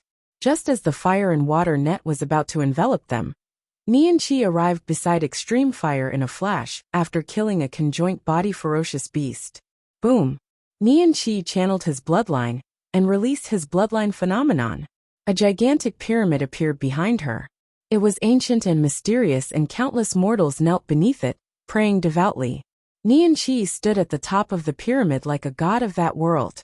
When he saw that, the white-robed man's eyes shone brightly as he nodded secretly. Senior, you defend against the other Kunlun beings. I'll deal with this Jiuing. Nianqi said quickly. Xing. The pyramid soared into the skies and tore the fire and water net apart instantly, suppressing the Jiuing. Ah! The Jiuing shrieked. How dare you! Exclamation point. The pyramid descended and crushed both of the Jiuying's heads. Flesh and blood splattered and brains flowed all over the ground in a shocking manner. However, in the blink of an eye, the two heads of the Jiuing grew back. Although conjoint body mighty figures could regrow severed limbs, their heads would definitely not be able to grow back. However, this Jiuing was different. The Jiuing had 9 heads, and would not die even if 8 of them fell. His essence spirit could move freely among the 9 heads. As long as a single head was not destroyed, he would not die. Nianqi controlled the gigantic and majestic pyramid and strode forward. The pyramid descended once more. At the same time, Nianqi used both his limbs to conjure dermic arts and secret skills. In the blink of an eye, a torrential attack descended on the Jiuing. Poof! Poof! Poof! The Jiuying's heads exploded one after another. However, they could regrow before long. In the most dangerous battle between the two sides, the Jiuing even lost 8 of its heads, and was almost killed by Nianqi on the spot. As a half-martial ancestor, the Jiuing was completely suppressed by Nianqi. On the other side, there were only 7 conjoint body ferocious beasts left. Even if those ferocious beasts joined forces, they could not defend against Extreme Fire's attacks. Divine Envoy, please help. The Jiuing could not hold on any longer and cried for help. Fufu. The white-robed man at the side smiled gently and extended his palm slowly. His blood chi surged and a blazing golden light shone as he said indifferently, "It's time to end this." Chapter 1498. Nianqi's expression changed when she saw the golden blood chi surging on the white-robed man's arm. She exclaimed, Protoss. She was extremely familiar with that bloodline. This white-robed man was definitely a Protoss. However, how could there be a Protoss in the Kunlun ruins? The Kunlun ruins had the existence of the Kunlun barrier. If it sensed that a Protoss had barged in, it would become extremely violent.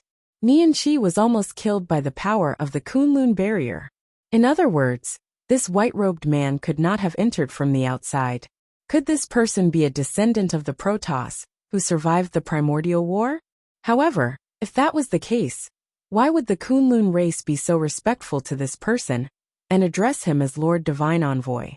Furthermore, for some reason, Nianqi felt that this person was different from some of the Protoss she had seen before. As the white-robed man's blood chi surged, his originally black hair turned golden. Half-martial ancestor. This white-robed man was actually a half-martial ancestor. The white-robed man did not have any storage bags hanging on his body. However, a gigantic sword suddenly appeared in his hand. It was a two-handed gigantic sword. Such a weapon was rather rare in the cultivation world. Generally speaking, the swords of sword cultivators were known for their elegance and agility. Only Protoss would use such a gigantic sword. Little girl, you're still too inexperienced. The white-robed man smiled and strode forward. He gripped the gigantic sword with both hands and raised it high. His blood chi surged and a dazzling golden light burst forth from the sword. Under the illumination of the golden light, the Protoss was like a true god, insufferably arrogant. Extreme Fire's heart skipped a beat.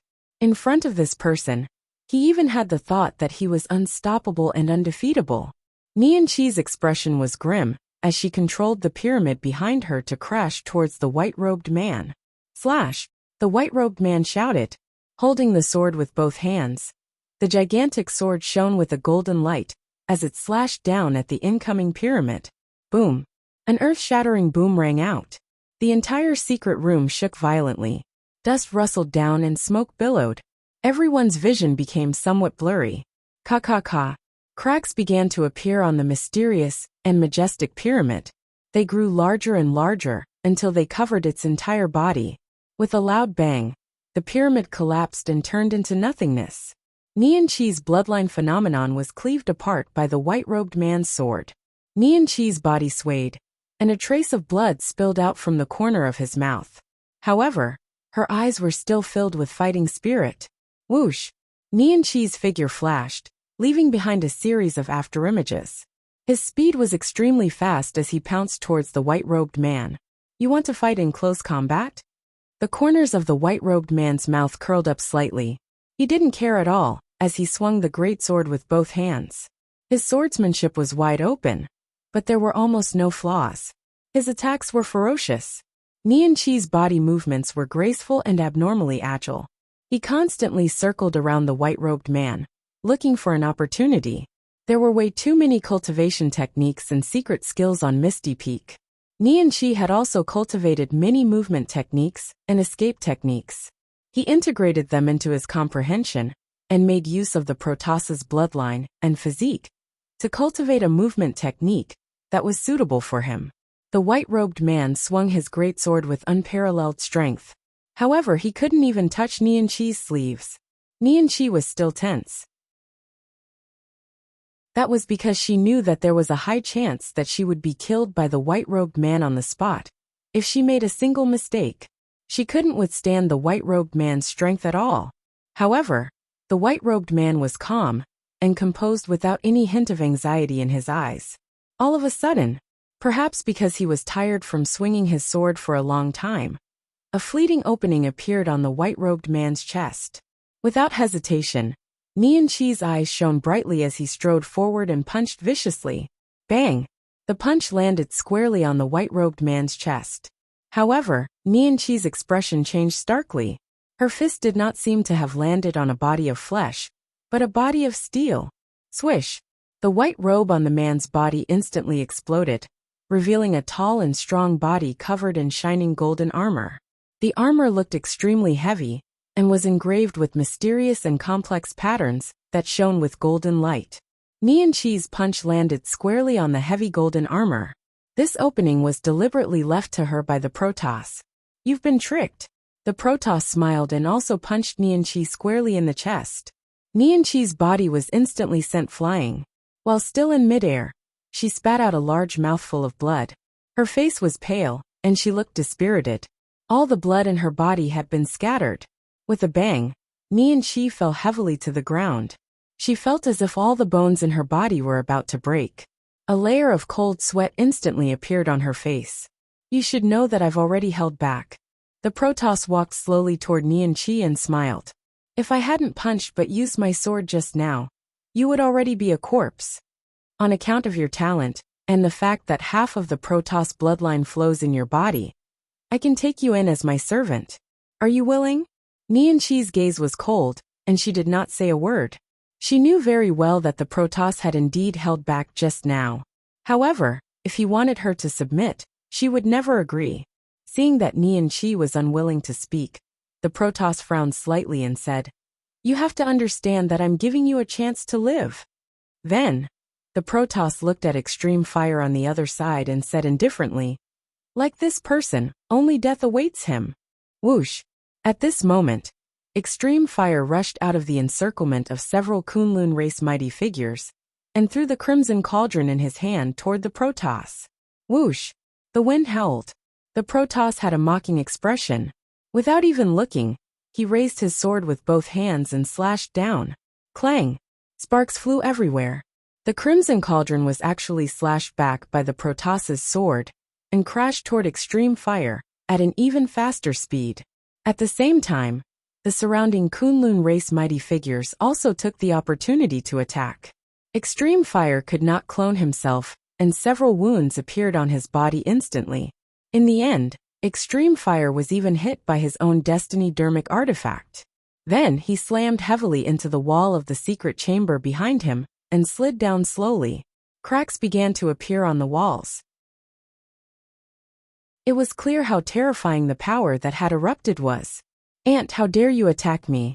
The divine race male gave a cold laugh, and prepared to step forward to kill Extreme Fire thoroughly. At this moment, a loud roar sounded from the entrance of the tunnel on the other end of the secret chamber, as though it contained torrential anger. The The Protoss frowned slightly. There's someone else? In the blink of an eye, a figure appeared at the other end of the tunnel. The cultivator was dressed in green robes and had black hair. He had delicate features and a sharp gaze as he surveyed his surroundings. The few Kunlun race mighty figures did not even dare to meet his gaze and instinctively avoided it. Master, are you all right? When the green-robed cultivator saw Extreme Fire slumped in a corner, he hurried forward and fed him a few elixirs. The Protoss had a mocking expression and could not help but scoff. He thought that it was some powerful figure. To think that it was that person's disciple. If even his master was suppressed by him easily, there was nothing to fear about a mere disciple.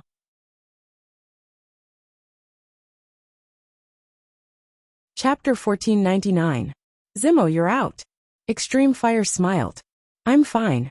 I'll be fine after resting for a while. Be careful, this person is a half-martial ancestor Protoss. He's not weak. Yes, Zimo nodded. Also, Extreme Fire continued.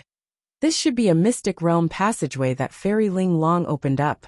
It can pass through the Kunlun barrier and connect Tianhuang mainland to the Kunlun ruins. These people have just found out about the existence of this mystic realm passageway. Since they've already attacked, we can't let them leave alive. Although Extreme Fire and the others did not know the meaning and purpose of Fairy Ling Long opening up this mystic realm, they believed that she must have a deeper meaning behind her actions. Furthermore, if these people were allowed to escape, they would definitely bring about even greater trouble.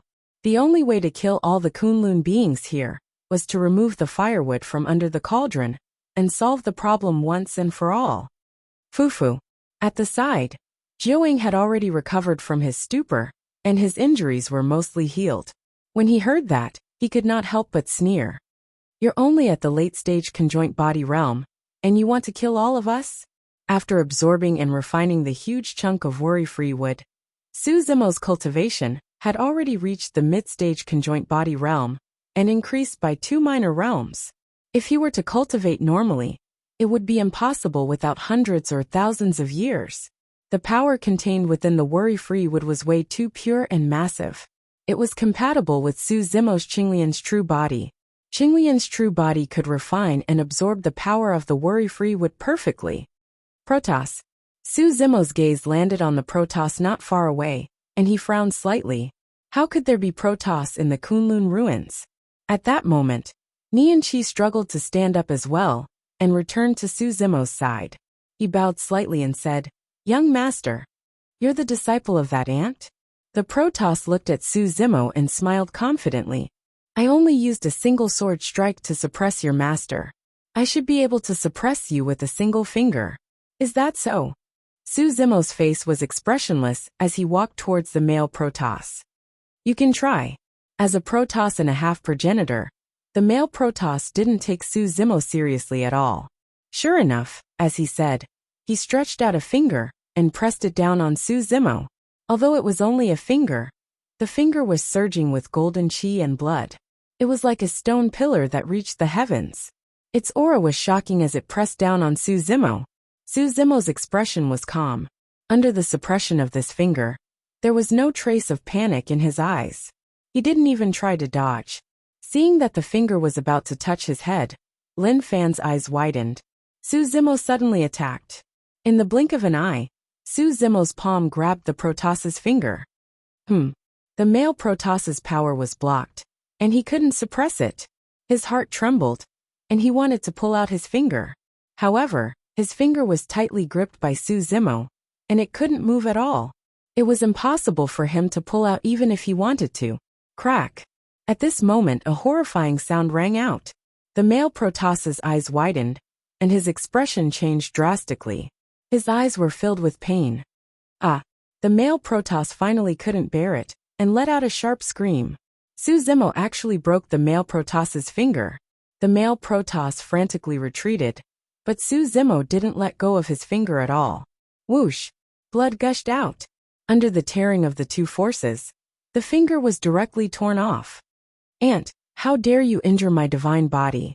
The male Protoss was furious as he roared. It was just a broken finger. In the blink of an eye, it had already grown back. However, the 10 fingers were connected to the heart. The pain of a broken finger was unbearable. Furthermore, the male Protoss didn't expect that someone would be able to injure him. Someone actually dared to injure him. What kind of lousy divine body is this? To think that it's so weak. Su Zimo sneered and didn't stop in his tracks. He pressed forward and released an extremely terrifying pressure. Light slash. The male Protoss gripped his sword with both hands. His blood chi surged, and the sound of waves erupted as he slashed down fiercely at Su Zimo. The power released by that slash was way too strong. The sword shone with a resplendent and dazzling light. Just now, it was this slash that broke Nian Chi's bloodline phenomenon and severely injured Extreme Fire. Humph! Against this monstrous and ferocious sword, Su Zimo did not dodge or avoid. Instead, he reached out and grabbed the golden gigantic sword. You're courting death. The male Protoss had a cold expression. The green-robed man was courting death by trying to use his body to defend against his half-martial ancestor Dermic weapon. He was confident that he could slice the green-robed man into two with that slash. Bang! Before he could finish his thought, his golden gigantic sword had already slashed Su Zimo's palm. The scene he imagined did not happen. Su Zimo was not sliced into two, and even his palm was intact. After absorbing and refining the sorrowless wood, not only did her cultivation realm increase, Qinglian's true body was also growing rapidly and becoming stronger. The surrounding mighty figures of the Kunlun race, 9 Neonate, and everyone else widened their eyes in disbelief, and their jaws nearly dropped to the ground. How is that possible? The God Clan man was greatly shaken as he cried out in surprise. His slash was blocked by the green-robed man's body. Even his divine body did not dare to defend against the sharpness of a half-martial ancestor Dermic weapon. What exactly was this person's body made of? Humph. Su Zimo sneered. Do you think you can kill me with that? Su Zimo took advantage of the moment when the male Protoss was stunned to stride forward. With a flip of his palm, he pressed down on the male Protoss's head. The palm seemed to have transformed into a gigantic seal in midair with a majestic aura that was unstoppable. The male Protoss was shocked. He abandoned the gigantic sword in his hand immediately and retreated. At the same time, he tilted his head back with all his might to avoid the gigantic seal. Boom! Although the male Protoss's face avoided the gigantic seal in midair, the gigantic seal still smashed heavily on his chest. It smashed him into the ground, creating a gigantic pit. Crack! Crack! Crack! Crack! Cracks appeared on the golden armor on the male Protoss's body, and it turned into a pile of fragments that scattered. The male Protoss's face was pale. If not for the protection of the armor, Su Zimo's palm strike would have been enough to shatter his body into pieces. Ta, ta, ta. Su Zimo's footsteps sounded. To the male Protoss, it sounded like the sound of death. He had never thought that he would encounter such a terrifying and powerful cultivator here. Right now, he only wanted to escape from this place and tell his clansmen about what happened today. With such a powerful existence in the Kunlun ruins, who knew what kind of variables would occur? Splash! The male Protoss circulated his blood chi again and leaped up from the deep pit. Before he could escape, his vision blurred, and a figure had already arrived before him. Su Zimo did not waste any time talking to him, nor did he give him a chance to catch his breath.